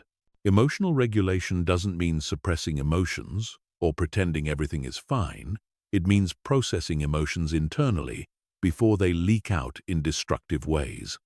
You feel the stress, anxiety, or urgency, but you don't let those feelings control your communication or decision-making. This emotional control gives others confidence that you can handle the situation effectively. Techniques for crisis. Emotional regulation include controlled breathing to maintain physiological calm, strategic pausing before responding to avoid reactive statements, grounding yourself in facts rather than fears, and focusing on solutions rather than dwelling on problems. These practices help you maintain the clear thinking necessary for effective crisis leadership. The second principle is information management and transparency. During crises, people are hungry for information, and they'll create their own explanations if you don't provide clear, accurate updates. This rumor generation often makes situations worse than they actually are, so proactive communication is essential for maintaining control and confidence. Effective crisis information management means providing regular updates even when you don't have complete information. You communicate what you know, what you don't know, what you're doing to find out more, and when you expect to have additional information. This transparency builds trust and prevents the information vacuum that leads to speculation and panic. You should also acknowledge the seriousness of situations without being alarmist or defeatist. People need to understand that you're taking things seriously and responding appropriately. But they also need confidence that the situation is manageable. This balance requires careful word choice and tone management. The third principle is solution-focused communication. Crisis situations naturally generate problem-focused thinking, where people become absorbed in analyzing what went wrong, who's to blame, and how bad things might get. While some problem analysis is necessary, effective crisis communication quickly shifts focus to solution development and action planning. Solution-focused communication means acknowledging problems without dwelling on them, redirecting energy toward constructive action, and maintaining optimism about finding workable solutions. You ask questions like, what can we do now to improve this situation? What resources do we have available? And what would success look like given our current constraints? This approach doesn't mean ignoring real problems or being unrealistically positive. It means channeling mental and emotional energy toward productive problem-solving rather than getting stuck in circular problem analysis or blame assignment that doesn't improve outcomes. The fourth principle is stakeholder-specific messaging. Different groups of people affected by a crisis have different concerns, information needs, and decision-making authority. Effective crisis communication involves tailoring your message content timing and delivery method to each stakeholder group's specific situation and requirements. Internal team members need detailed information about immediate action steps, role clarifications, and resource availability. Senior leadership needs strategic perspective, impact assessment, and recommendation options. External partners need relevant updates without confidential details. Customers need reassurance about how the situation affects them and what you're doing to protect their interests. Creating stakeholder-specific messaging requires understanding each group's priorities, concerns, and decision-making processes. You provide enough information for them to feel informed and confident without overwhelming them with irrelevant details or creating unnecessary anxiety about aspects that don't affect them. The fifth principle is decisive leadership communication. Crises require decisions to be made quickly with incomplete information under time pressure. Effective crisis communicators can gather input quickly, synthesize information efficiently, and communicate decisions clearly, even when they're not completely certain about all the implications. Decisive leadership communication involves stating decisions, clearly explaining the reasoning behind them, assigning specific responsibilities with deadlines, and establishing follow-up processes for monitoring results, and making adjustments. You don't wait for perfect information or universal consensus, because delay often makes problems worse. The key is balancing speed with thoroughness. You move quickly enough to address urgent needs, but thoughtfully enough to avoid creating bigger problems through hasty decisions. This requires developing good judgment about when more analysis is needed versus when action is more important than additional planning. The sixth principle is reputation protection and recovery. How you communicate during crises significantly impacts your long-term reputation and relationships. People remember how you handled pressure more than they remember the specific problems you faced. This makes crisis communication an opportunity to demonstrate character, competence, and leadership, rather than just a challenge to survive. Reputation protection involves taking appropriate responsibility without unnecessary self-blame, maintaining professional standards even under pressure, and following through on commitments made during crisis periods. You don't promise things you can't deliver, but you do everything possible to fulfill the commitments you make. Recovery communication focuses on learning from the crisis, improving systems and processes to prevent similar problems, and demonstrating that you've grown stronger and more capable as a result of handling the challenge. This positions crises as growth opportunities rather than just problems to overcome. The seventh principle is relationship strengthening through adversity. Crisis situations can either damage relationships through poor communication or strengthen them through effective crisis management. When you handle crises well, people develop deeper trust and respect for your leadership capabilities and character. Relationship strengthening happens when you maintain clear communication, keep commitments made under pressure, show genuine concern for others' welfare, and follow through on promises to improve situations. People who see you perform well under pressure become stronger advocates and supporters in the future. You can also use crisis situations to demonstrate values and priorities that might not be visible during normal operations. How you treat people when resources are scarce, what principles you maintain under pressure, and how you balance competing interests during difficult times all reveal character that builds long-term trust and influence. Crisis communication mastery transforms you from someone who struggles during difficult periods to someone who actually gains influence and respect through effective crisis leadership.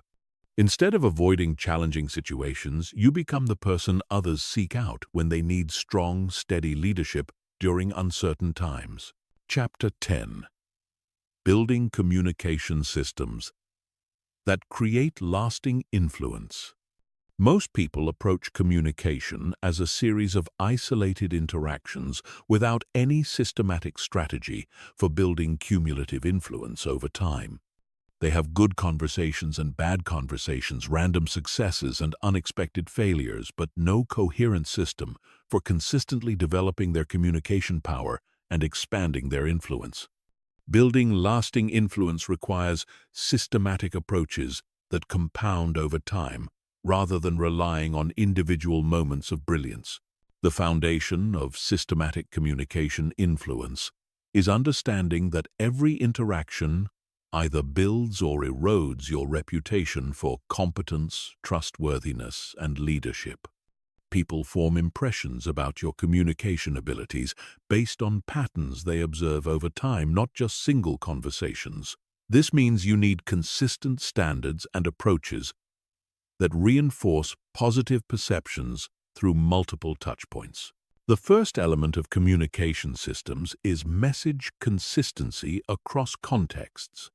Your core messages about your capabilities, values, priorities, and expertise should remain consistent, whether you're speaking in formal presentations, casual conversations, written communications, or crisis situations. This consistency helps people develop clear, accurate impressions of who you are and what you stand for. Message consistency doesn't mean being rigid or robotic in your communication. It means having clear, authentic core themes that appear reliably across different formats and situations. When people interact with you multiple times, they should get reinforcing evidence about your key strengths and values rather than confusing mixed signals that make you hard to categorize or remember. You develop message consistency by identifying your core professional identity and value proposition, then finding natural ways to reinforce these themes in diverse communication situations. This requires conscious preparation and practice, but becomes more natural over time as you develop communication habits that automatically reinforce your desired reputation.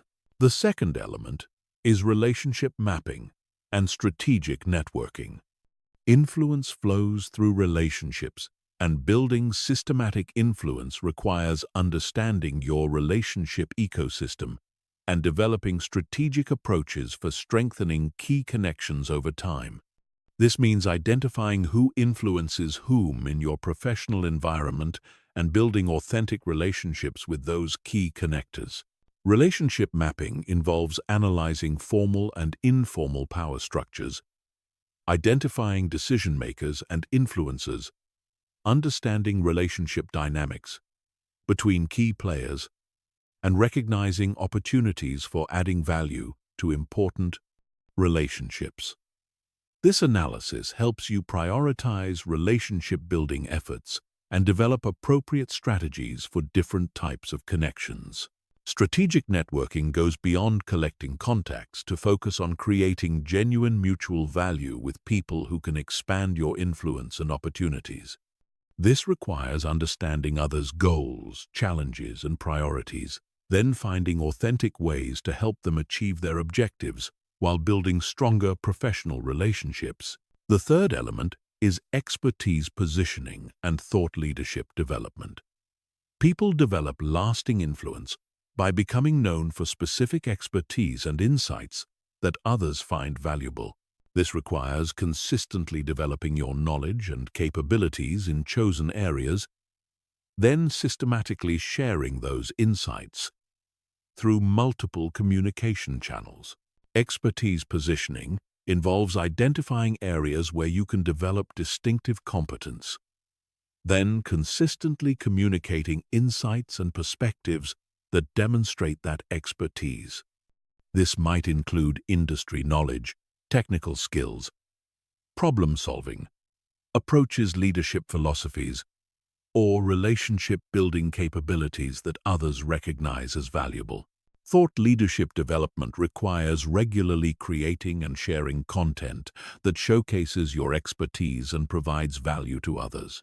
This might include presentations, articles, social media posts, internal reports, strategic recommendations, or informal mentoring that helps others learn from your knowledge and experience. The fourth element is feedback systems and continuous improvement. Systematic influence building requires regular feedback about your communication effectiveness and consistent efforts to improve your skills and approaches.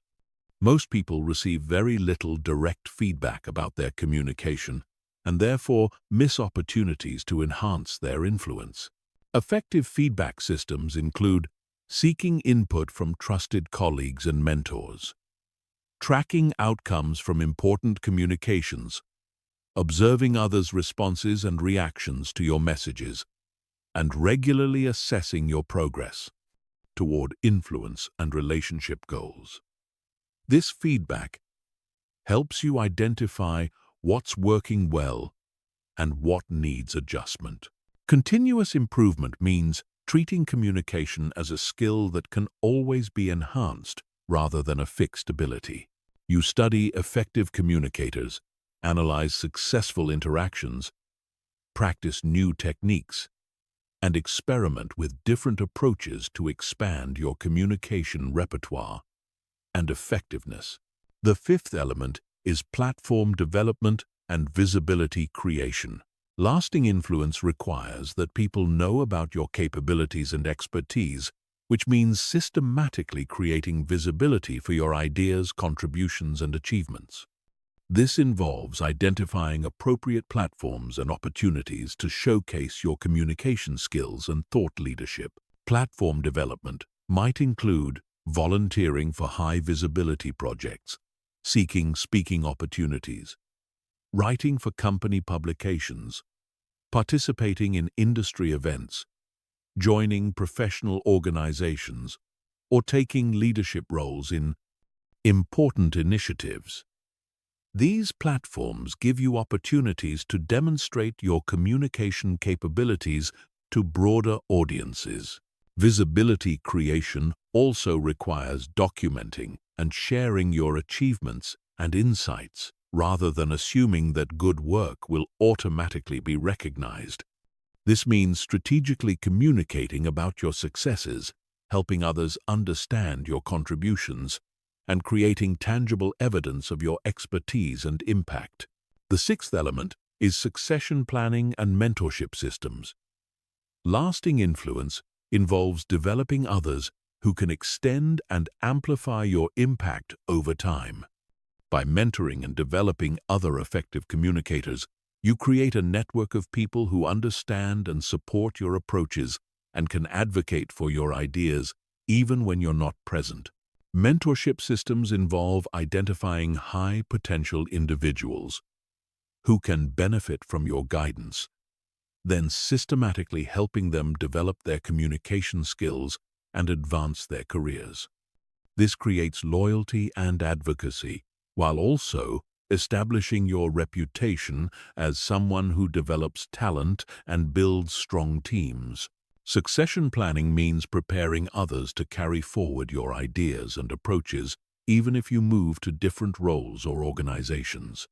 This might involve training team members, documenting your methods, creating process improvements, or developing organizational capabilities that outlast your direct involvement. The seventh element is legacy building and institutional influence.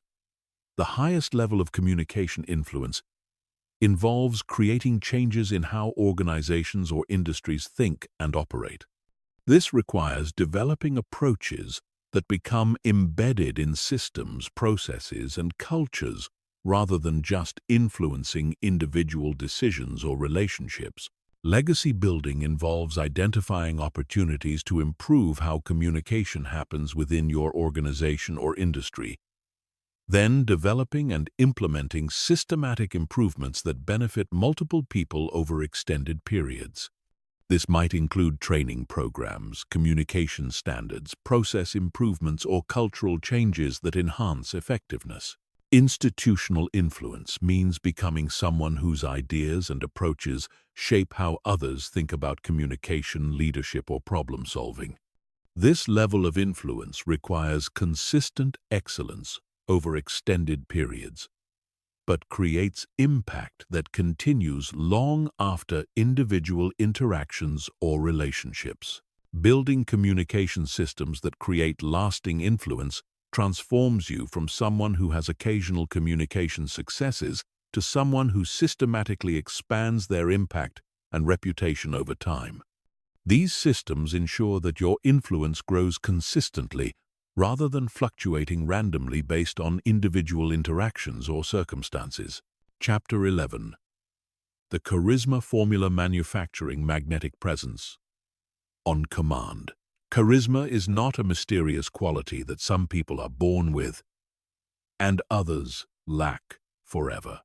It's a specific combination of behaviors, attitudes, and communication patterns that can be learned, developed, and deployed strategically. The most charismatic people you know became that way through understanding and practicing specific techniques, not through genetic luck or natural talent. The foundation of charisma is making other people feel important, valued, and understood when they interact with you. Charismatic people have mastered the art of focusing their attention and energy on others in ways that create powerful, positive emotions. This isn't manipulation or fake interest, it's genuine engagement combined with specific skills that amplify the impact of that engagement. Most people think charisma is about being entertaining, charming, or the center of attention, but real charisma is about making others feel like they're the center of attention when you're with them. Charismatic people have the rare ability to make each person they interact with feel like the most important person in the room at that moment. The first element of the charisma formula is presence intensity. This means giving your complete, undivided attention to whoever you're communicating with, regardless of distractions, competing priorities, or other interesting people nearby. Most people give partial attention while thinking about other things, checking devices, or scanning the room for more important conversations. Presence intensity requires mental discipline to focus completely on the current interaction. You're not thinking about your next meeting, your phone notifications, or other people you want to talk to. Your entire mental and emotional energy is directed toward understanding and engaging with the person in front of you. This level of attention is rare in modern society where everyone is constantly distracted and multitasking. When someone experiences your complete focused attention, it creates a powerful, positive emotion that they associate with you. They feel heard, understood, and valued in ways that most interactions don't provide. The second element is emotional attunement. Charismatic people are masters at reading and responding to other people's emotional states.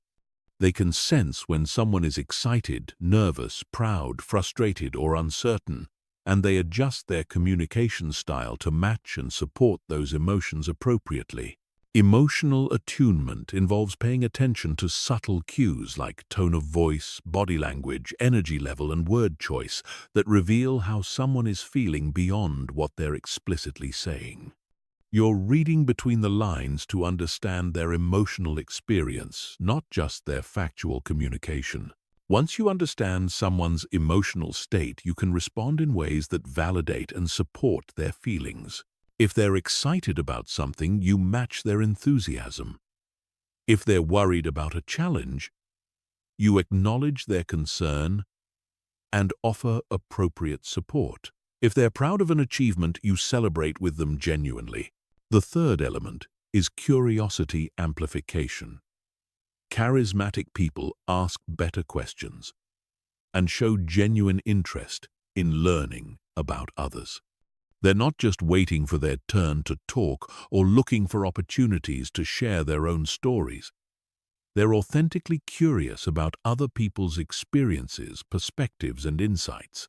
Curiosity amplification means asking follow-up questions that show you're really listening and want to understand more deeply. Instead of surface-level small talk, you probe into what makes people passionate, what challenges they're facing, what they're learning, and what they're excited about. These deeper questions create more meaningful connections. The key is that your curiosity must be genuine, not strategic. People can sense when you're asking questions just to appear interested versus when you're actually fascinated by their answers. Real curiosity creates real connection, while fake interest feels manipulative and hollow. The fourth element is energy management and contagion. Charismatic people understand that energy is contagious, and they consciously manage their energy level to create positive emotional states in others. They bring appropriate energy to different situations, whether that's calm, confidence in crisis moments, enthusiasm for new projects, or focused intensity for important discussions. Energy management requires self-awareness about your current emotional and physical state, combined with the ability to consciously adjust your energy to serve the situation and the people you're with. If you're tired or stressed, you don't let that negative energy infect your interactions. If the situation calls for high energy, you find ways to generate genuine enthusiasm. Energy contagion works because humans unconsciously mirror the emotional states of people around them, especially people they respect or admire. When you consistently bring positive, appropriate energy to interactions, people start feeling better when they're around you, which makes them want to spend more time with you. The fifth element is storytelling mastery. Charismatic people are compelling storytellers who can make ordinary experiences interesting and meaningful. They understand how to structure narratives, create emotional engagement, and use stories to illustrate points, connect with others, and create memorable shared experiences.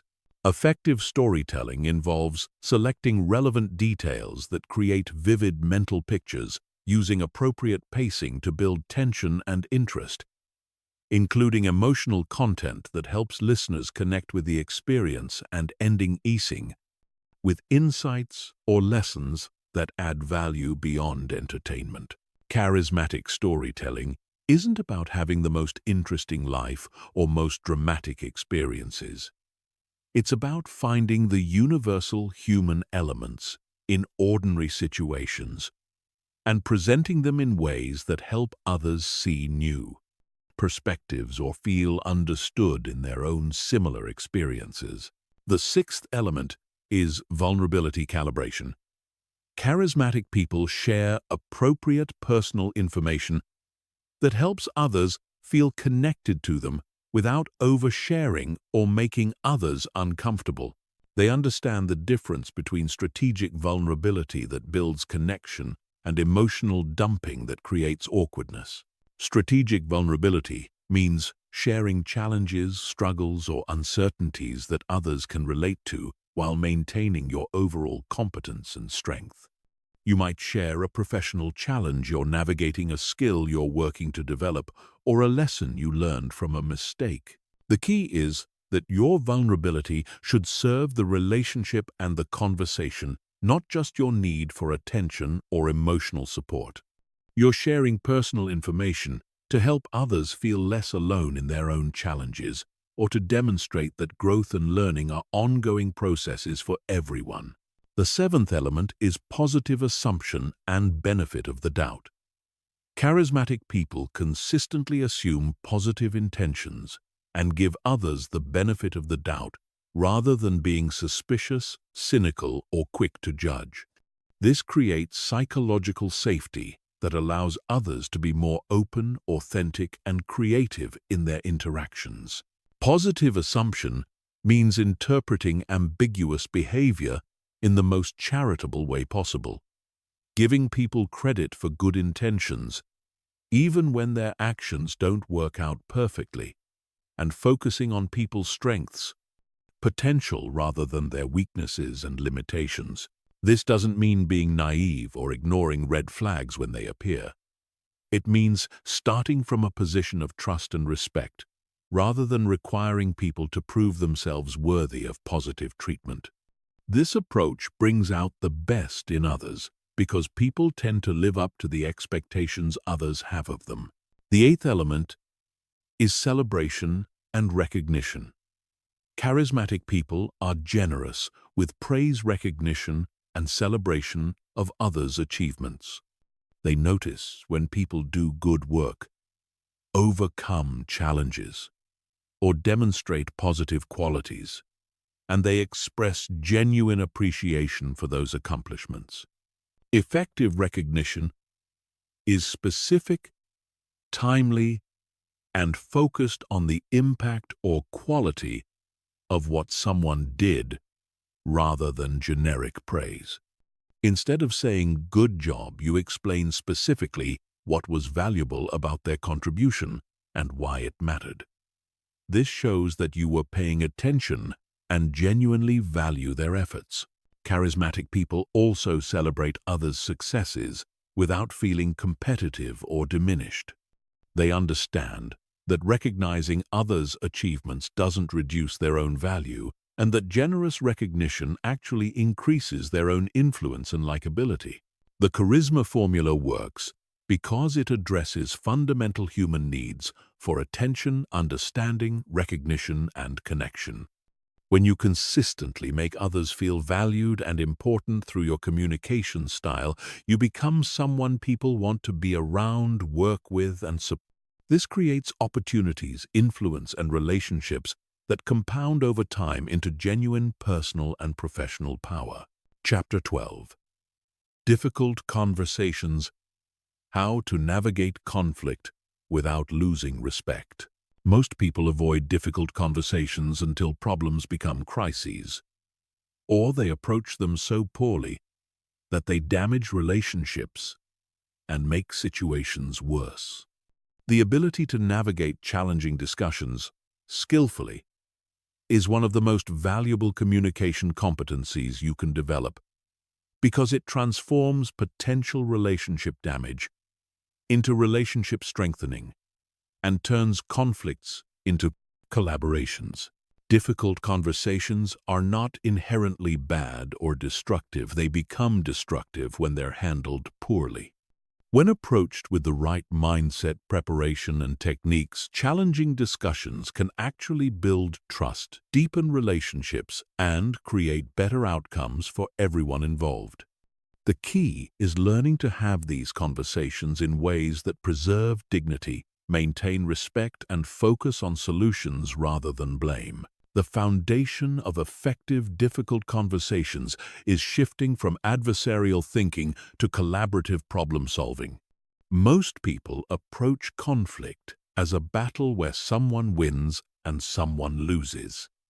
But this mindset guarantees relationship damage, regardless of the immediate outcome. Collaborative thinking focuses on understanding different perspectives and finding solutions that address everyone's legitimate needs. The first principle of difficult conversation mastery is preparation and emotional regulation. Before engaging in any challenging discussion, you need to clarify your objectives, manage your emotional state, and develop a strategy for keeping the conversation productive. Most difficult conversations fail because people enter them emotionally reactive and without clear goals. Preparation involves identifying what outcome you actually want from the conversation, not just what you want to say or prove. Are you trying to solve a specific problem, change someone's behavior, clarify expectations, repair a relationship, or prevent future issues?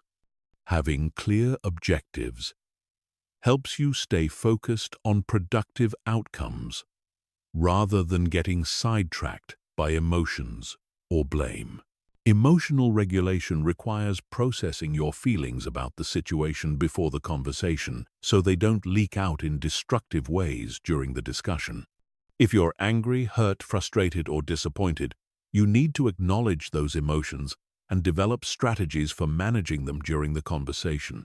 The second principle is opening with intention and respect. How you start a difficult conversation largely determines how it will unfold. Aggressive, accusatory, or emotional openings immediately trigger defensiveness and conflict escalation. Respectful, intentional openings create space for productive dialogue, even about challenging topics. Effective openings acknowledge the difficulty of the conversation, express your positive intentions, and invite collaboration. You might say something like, "I'd like to discuss something that's been concerning me, and I hope we can work together to find a good solution." Or, "I value our relationship and want to address an issue that's been affecting our work together." The key is demonstrating that you see the other person as a collaborator in solving a problem rather than as an opponent to defeat. This framing encourages cooperation rather than defensiveness and sets the stage for productive problem solving. The third principle is facts versus interpretations. Separation. Most difficult conversations get derailed because people present their interpretations, opinions, or assumptions as if they were facts.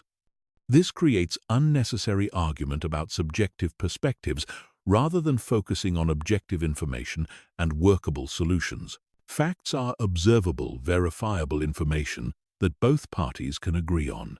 Interpretations are your opinions, assumptions, or conclusions about what those facts mean. Separating these elements allows you to discuss objective information without immediately triggering disagreement about subjective interpretations. For example, saying you don't respect deadlines is an interpretation that will likely trigger defensiveness. Saying the project was submitted 2 days after the agreed deadline is a fact that can be discussed objectively.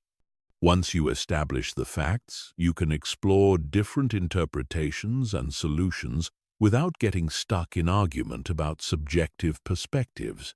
The fourth principle is listening for understanding, not rebuttal. Most people listen to difficult conversations primarily to find flaws in the other person's reasoning or opportunities to present their counter-arguments. This defensive listening prevents real understanding and escalates conflict because people feel unheard and dismissed. Listening for understanding means genuinely trying to comprehend the other person's perspective, concerns, and needs, even when you disagree with their conclusions or approaches. You're seeking to understand their reasoning, their constraints, and their desired outcomes before focusing on your own position. This type of listening often reveals information that changes your understanding of the situation and opens up solution possibilities that weren't apparent when you were focused only on defending your own perspective. Understanding doesn't require agreement, but it creates foundation for finding mutually acceptable solutions. The fifth principle is acknowledging valid points and shared concerns. Even in conflicts, there are usually some areas of agreement or shared concern that can serve as foundation for problem solving. Acknowledging these commonalities helps de-escalate tension and creates collaborative momentum. Valid point acknowledgement means recognizing when the other person raises legitimate concerns or accurate observations, even if you disagree with their overall position or proposed solutions. This shows intellectual honesty and reduces their need to keep arguing points you've already accepted. Shared concern identification involves finding areas where you both want similar outcomes, even if you disagree about methods or priorities. You might both want project success, customer satisfaction, team harmony, or efficient processes, even while disagreeing about specific approaches. The sixth principle is solution-focused redirection. Difficult conversations can easily become stuck in problem analysis, blame assignment, or emotional venting that doesn't improve anything. Effective conversation management involves acknowledging problems and emotions, but consistently redirecting energy towards solution development and action planning. Solution-focused questions include: what would need to change for this to work better? What options do we have for addressing this concern? What would success look like from both our perspectives? And what specific steps could we take to improve this situation? These questions move the conversation from complaint to collaboration. The key is not to rush to solutions before problems are fully understood, but to prevent getting stuck in endless problem discussion without moving toward resolution. You want enough problem analysis to understand what needs to be solved, but not so much that the conversation becomes dominated by negativity and blame. The seventh principle is agreement documentation and follow-through. Many difficult conversations end with verbal agreements that are later forgotten, misremembered, or interpreted differently by different parties. Effective conversation closure includes confirming what was agreed to, establishing specific next steps, and creating accountability for follow-through. Agreement documentation doesn't have to be formal, but it should include clear understanding of what each person committed to do, specific timelines for action, and planned follow-up to assess progress. This prevents the same issues from resurfacing due to unclear or unfulfilled agreements. Follow-through is crucial because broken commitments from difficult conversations often create worse relationship damage than the original problems. When you make agreements during challenging discussions, you must prioritize fulfilling those commitments to demonstrate that the conversation led to real positive change. Mastering difficult conversations transforms you from someone who avoids conflict until it becomes destructive to someone who can address problems early and constructively. This skill prevents small issues from becoming major crises, builds stronger relationships through effective problem-solving, and establishes your reputation as someone who can handle challenging situations with grace and effectiveness. Chapter 13. Digital Communication Mastery Influence in the Virtual World. The digital revolution has fundamentally changed how we communicate. But most people are still using analog communication strategies in digital environments. This mismatch between old approaches and new mediums severely limits their influence and effectiveness. Mastering digital communication requires understanding how virtual interactions differ from face-to-face communication and adapting your strategies accordingly. Digital communication removes many of the non-verbal cues that drive influence in person. Tone of voice, body language, facial expressions, energy levels, and physical presence are either completely absent or significantly diminished in digital formats. This means you must become more skilled at creating influence through word choice, message structure, timing, and strategic use of available digital tools. The absence of immediate feedback also changes digital communication dynamics. In face-to-face conversations, you can read reactions in real time and adjust your approach instantly. Digital communication often involves delayed responses, which means you must anticipate reactions and craft messages that work effectively without real-time calibration. The first principle of digital communication mastery is platform optimization. Different digital platforms have different communication norms, user expectations, and algorithmic behaviors that affect how your messages are received and distributed. What works on email doesn't work on social media. What works in video calls doesn't work in text messages. And what works in formal digital presentations doesn't work in casual online interactions. Platform optimization requires understanding the specific characteristics of each digital environment and adapting your communication style to match user expectations while still maintaining your authentic voice and achieving your influence objectives. This isn't about becoming a different person on different platforms. It's about emphasizing different aspects of your communication style to match platform norms. Email communication requires clear subject lines, structured content that's easy to scan, specific action requests with deadlines, and appropriate formality levels based on your relationship with recipients. Social media communication requires more casual tone, visual elements that support your message, strategic use of hashtags, and timing that aligns with when your audience is most active. The second principle is attention capture and retention. Digital environments are extremely competitive for attention, with people constantly bombarded by messages, notifications, and competing content. Your digital communication must be designed to break through this noise and hold attention long enough to deliver your message effectively. Attention capture starts with compelling openings that immediately signal value, relevance, or urgency. This might include intriguing questions, surprising statistics, relevant stories, or clear statements of benefit. You have seconds to convince someone that your message is worth their time and attention. Attention retention requires strategic formatting that makes your content easy to consume even when people are distracted or multitasking. This includes short paragraphs, bullet points, bold text to highlight key points, strategic white space, and logical flow that allows people to follow your reasoning even when skimming. The third principle is emotional connection without physical presence. Creating emotional engagement through digital communication requires more intentional effort because you can't rely on physical charisma, vocal tone, or personal presence to create connection. You must generate emotional engagement primarily through your content strategy and word choice. Emotional connection in digital formats comes from understanding and addressing your audience's concerns, aspirations, fears, and desires through your messaging.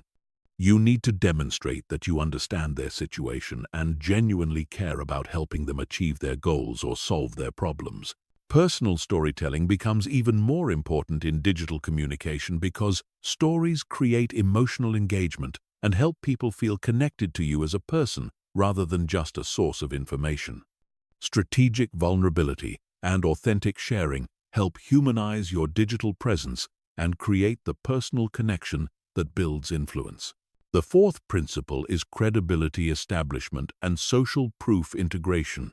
Digital environments make it easy for people to research your background, verify your claims, and check your reputation before deciding whether to trust your communication. This makes credibility establishment crucial for digital influence. Digital credibility comes from consistent, high-quality content that demonstrates expertise, professional presentation, that reflects attention to detail, social proof through testimonials, recommendations, and engagement metrics, and transparent, authentic communication that builds trust over time. You can integrate social proof into digital communication through strategic sharing of testimonials, case studies, achievement metrics, and endorsements from credible sources. But this social proof must feel natural and relevant rather than forced or boastful. The fifth principle is strategic timing and frequency optimization. Digital communication timing affects whether your messages are seen, read, and acted upon. Different audiences have different online behavior patterns, and different platforms have optimal posting times that affect message, visibility, and engagement. Timing optimization requires understanding when your specific audience is most likely to be online and receptive to your type of message. This varies by industry role, time zone, and platform, but data analysis can reveal patterns that improve your communication effectiveness. Frequency optimization involves finding the right balance between staying visible and relevant without becoming annoying or overwhelming. Too little communication and people forget about you too much, and they start ignoring or unsubscribing from your messages. The sixth principle is multimedia integration and visual communication. Digital platforms increasingly favor visual content over text-only communication. This means developing skills in creating and using images, videos, graphics, and other visual elements that support and enhance your written communication. Visual communication doesn't require professional design skills, but it does require understanding how to use visual elements strategically to support your message objectives. This might include infographics that simplify complex information, videos that demonstrate concepts, photos that create emotional connection, or charts that support data-driven arguments. The key is that visual elements should enhance rather than distract from your core message. They should serve specific communication purposes not just make your content look more attractive. The seventh principle is engagement cultivation and community building. Digital communication is increasingly interactive, with audiences expecting opportunities to respond, comment, and engage rather than just passively consuming content. Building digital influence requires creating opportunities for meaningful engagement that builds relationships over time.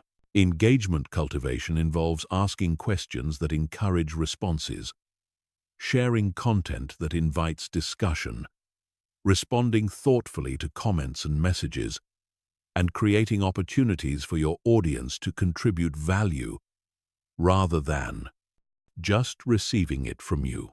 Community building takes engagement further by creating ongoing relationships between audience members, not just between you and individual followers. This might involve facilitating introductions, encouraging collaboration among your network, or creating forums where people with shared interests can connect and support each other. Digital communication mastery transforms your online presence from a static information source to a dynamic influence platform that builds relationships, creates opportunities, and establishes your expertise across multiple digital environments. This expanded digital influence increasingly translates into real-world opportunities and offline relationship building as digital and physical communication become more integrated. Chapter 14. The Mastery Mindset. Becoming a lifelong student of human psychology. Communication mastery is not a destination you reach and then maintain effortlessly. It's an ongoing journey of learning, observation, practice, and refinement. The most powerful communicators never stop studying human psychology, observing social dynamics, and experimenting with new approaches because they understand that both communication contexts and human behavior are constantly evolving. The mastery mindset separates people who plateau at basic competence from those who continue developing extraordinary influence throughout their careers. This mindset involves treating every interaction as a learning opportunity, approaching communication challenges with curiosity rather than frustration, and systematically studying what works and what doesn't in your specific contexts and relationships. Most people think communication improvement happens through formal training courses or workshops, but real mastery comes from developing sophisticated observation skills and consistently analyzing your communication experiences. You become your own communication laboratory, constantly testing hypotheses and refining your approaches based on real-world feedback. The first element of the mastery mindset is pattern recognition development. Human behavior follows predictable patterns, and master communicators become expert at recognizing these patterns quickly and adapting their approach accordingly. This pattern recognition allows them to read situations accurately, predict likely responses, and choose communication strategies that are most likely to achieve their objectives. Pattern recognition requires systematic observation of communication dynamics across multiple contexts, relationships, and situations. You start noticing how different personality types respond to different communication approaches, how cultural backgrounds affect communication preferences, how stress levels change people's receptivity to different messages, and how power dynamics influence conversation flow. You develop pattern recognition by paying attention to multiple data points simultaneously. You observe verbal responses, but also body language, energy changes, engagement levels, and follow-up behaviors. You notice not just what people say, but how they say it when they choose to speak, and how their communication changes under different circumstances. The second element is feedback seeking and integration. Master communicators actively seek feedback about their communication effectiveness from multiple sources and use that feedback to continuously improve their approaches. They don't assume they know how they're being perceived or what impact their communication is having. Effective feedback seeking involves asking specific questions about communication effectiveness rather than general questions about performance. You might ask how clear your explanation was, whether your presentation style matched the audience's preferences, what questions weren't addressed, or how your communication could be more helpful next time. You also develop skills in reading nonverbal feedback during conversations and adjusting your approach in real time based on subtle cues about engagement, confusion, resistance, or enthusiasm. This dynamic adjustment capability separates good communicators from great ones. The third element is experimentation and calculated risk-taking. Communication mastery requires trying new approaches, testing different strategies, and occasionally failing in order to discover what's possible beyond your current comfort zone. Safe, predictable communication leads to safe, predictable results, while breakthrough influence requires strategic experimentation.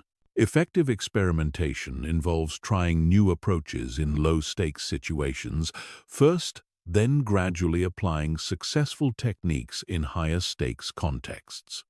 You might experiment with different storytelling styles in casual conversations before using them in important presentations, or test new influence techniques with supportive colleagues before using them with challenging stakeholders. The key is that your experimentation should be thoughtful and strategic rather than random or reckless. You're testing specific hypotheses about what might work better, not just trying things randomly to see what happens. The fourth element is cross-domain learning and application. Communication insights come from many fields beyond traditional communication training, including psychology, neuroscience, sociology, anthropology, theater sales, negotiation therapy, and leadership development. Master communicators study these diverse fields and adapt relevant insights to their communication challenges. Cross-domain learning might involve studying how therapists build rapport and applying those techniques to business relationships, studying how entertainers hold audience attention and using those approaches in presentations, or studying how negotiators handle resistance and adapting those strategies for difficult conversations. The key is being able to abstract principles from one context and apply them appropriately in different contexts. This requires understanding the underlying psychology behind various techniques rather than just copying surface-level behaviors. The fifth element is systematic skill development and deliberate practice. Communication mastery requires moving beyond casual practice to deliberate practice that focuses on specific weaknesses and pushes your abilities beyond their current limits. This type of practice is more challenging than comfortable repetition, but creates much faster improvement. Deliberate practice involves identifying specific aspects of communication that need improvement, setting up practice scenarios that challenge those specific skills, getting feedback on your performance, and making adjustments based on that feedback. This might involve recording yourself presenting and analyzing your performance, practicing difficult conversations with trusted colleagues, or seeking out challenging communication situations that stretch your abilities. You also develop supporting skills that enhance your communication effectiveness, such as emotional regulation skills that help you stay calm under pressure, analytical skills that help you understand complex situations, or creative skills that help you find new ways to explain difficult concepts. The sixth element is mental model development and framework creation. Master communicators develop sophisticated mental models for understanding communication dynamics and create personal frameworks for approaching different types of communication challenges.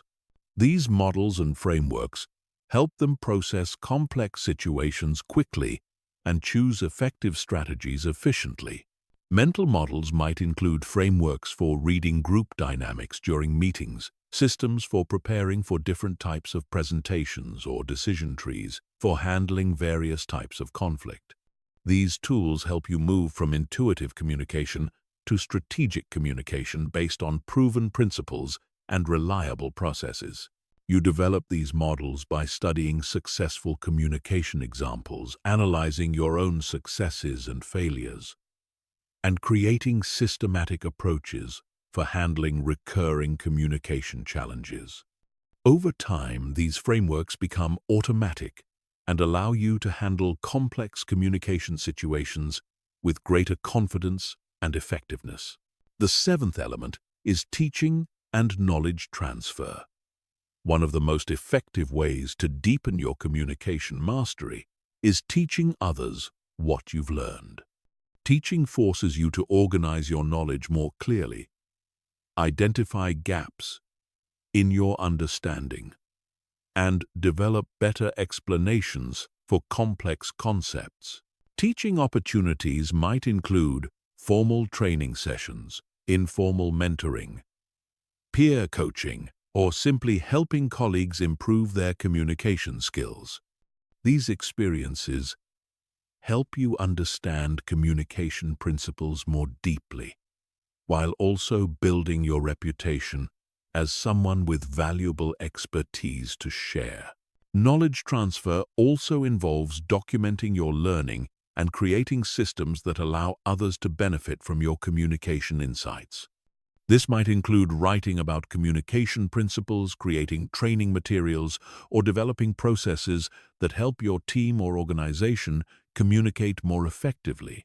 The mastery mindset transforms communication from a basic skill you use occasionally to a sophisticated expertise that you develop continuously throughout your career. This commitment to ongoing learning and improvement creates compounding returns where your communication effectiveness increases dramatically over time rather than plateauing at basic competence. Chapter 15. Your Communication Revolution: Implementing Everything and Dominating Every Room. Everything you've learned in this audiobook becomes worthless unless you implement it systematically and consistently. Most people consume communication training and then go back to their old habits within weeks because they don't have a clear plan for turning knowledge into automatic behavior.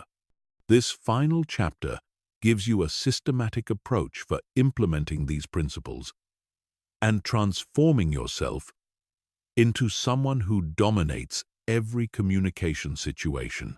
The implementation process requires more than just trying to remember techniques during conversations. Real transformation happens when these principles become so deeply ingrained that you use them automatically without conscious effort. This level of integration requires systematic practice, structured feedback, and consistent refinement over months, not days or weeks. Your communication revolution starts with honest assessment of your current abilities and clear vision of where you want to be. Most people overestimate their communication skills and underestimate the effort required for real improvement. This gap between perception and reality prevents them from taking the systematic approach necessary for dramatic improvement. The first step is comprehensive skill assessment across all the areas covered in this audiobook. Rate yourself honestly on first impression, creation, authority, projection, persuasion abilities, crisis communication skills, charisma development, and relationship-building capabilities. Identify your strongest areas and your biggest weaknesses so you can prioritize your improvement efforts strategically. This assessment should include feedback from trusted colleagues, friends, and family members who have observed your communication in different contexts. Their perspectives often reveal blind spots that you can't see yourself, and help you understand how others actually perceive your communication style and effectiveness. The second step is implementation, prioritization, and sequencing. You can't improve everything simultaneously, so you need to identify which improvements will create the biggest impact on your specific goals and circumstances. Consider your career objectives, relationship needs, and immediate challenges when deciding which communication skills to develop first. Start with foundational skills that support everything else before moving to advanced techniques. Emotional regulation and basic confidence are prerequisites for effective influence and persuasion. Clear thinking and message organization support both formal presentations and casual conversations. These fundamental capabilities make everything else easier and more effective. The third step is structured practice design and execution. Improvement requires deliberate practice, not just casual effort during normal conversations. This means creating specific practice scenarios that challenge your abilities, provide feedback opportunities, and push you beyond your comfort zone in controlled environments. Practice scenarios might include recording yourself presenting and analyzing your performance role-playing, difficult conversations with trusted partners, practicing influence techniques in low-stakes situations, or joining groups like Toastmasters that provide structured feedback on communication skills. The key is that practice should be more challenging than your normal communication situations, so that real conversations feel easier rather than harder. You're building communication muscles through progressive resistance training, not just casual exercise. The fourth step is feedback system establishment and use. You need reliable ways to assess your progress and identify areas that need continued work. This requires both formal feedback mechanisms and informal observation skills that help you learn from every communication experience. Formal feedback might include regular check-ins with mentors or coaches, structured assessment from colleagues or supervisors, participation in communication training programs, or video recording, and analysis of important presentations or meetings. Informal feedback comes from developing sensitivity to how people respond to your communication. You learn to read engagement levels, notice when people seem confused or resistant, and observe whether your communication achieves the outcomes you intended. This real-time feedback helps you adjust your approach continuously. The fifth step is habit formation and automatic behavior development. The goal is not just to know communication techniques, but to use them automatically without conscious effort. This requires consistent repetition until new communication patterns become your default responses, rather than special techniques you have to remember to use. Habit formation works best when you focus on one specific behavior at a time until it becomes automatic before adding new behaviors. You might spend weeks focusing just on maintaining better eye contact before adding strategic pause techniques, or work on emotional regulation before practicing advanced influence methods. The key is consistent, daily practice rather than intensive occasional effort. Small daily improvements compound over months into dramatic transformations, while sporadic, intense practice sessions create temporary improvement that fades quickly. The sixth step is real-world application and progressive challenge. Once you've developed basic competence through practice scenarios, you need to apply your new skills in increasingly challenging real-world situations. This might mean volunteering for presentations, taking leadership roles in difficult projects, or initiating important conversations you've been avoiding. Progressive challenge means gradually increasing the stakes and difficulty of your communication situations as your skills improve. You start with low-risk situations where mistakes won't have serious consequences, and gradually work up to high-stakes communications where your skills can create significant opportunities or outcomes. The seventh step is continuous refinement and advanced development. Communication mastery is a lifelong journey, not a one-time achievement. Even after you've transformed your basic communication effectiveness, you can continue developing more sophisticated capabilities that create even greater influence and impact. Advanced development might include studying specialized influence techniques, developing expertise in specific communication contexts like negotiations or crisis management, or building thought leadership platforms that establish your reputation as a communication expert. The eighth step is teaching and knowledge sharing. One of the most powerful ways to solidify your communication mastery is helping others develop their skills.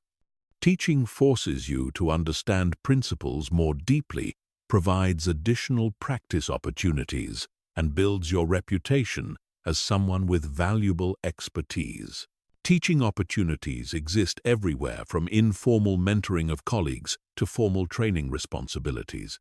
Every time you help someone else communicate more effectively, you reinforce your own learning while building relationships and establishing your expertise. Your communication revolution culminates when these skills become so natural and automatic that you don't think about them consciously during conversations. You simply communicate powerfully, effectively, and influentially because that's who you've become, not because you're trying to use specific techniques. This transformation takes time, effort, and consistent practice, but the results are extraordinary.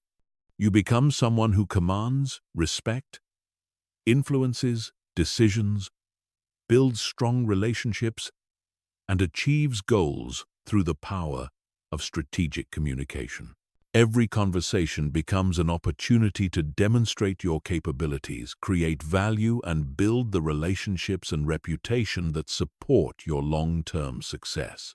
The techniques in this audiobook have the power to transform not just how you communicate, but how others perceive you, what opportunities come your way, and what you're able to achieve throughout your career and life. But only if you implement them systematically, consistently, and with the commitment to continuous improvement that separates masters from amateurs. Your communication revolution starts now with your very next conversation. The only question is whether you'll commit to the process that creates extraordinary results or settle for the modest improvements that come from casual effort. The choice is yours, and it will determine whether you join the ranks of truly powerful communicators or remain among the masses who struggle to be heard, respected, and influential.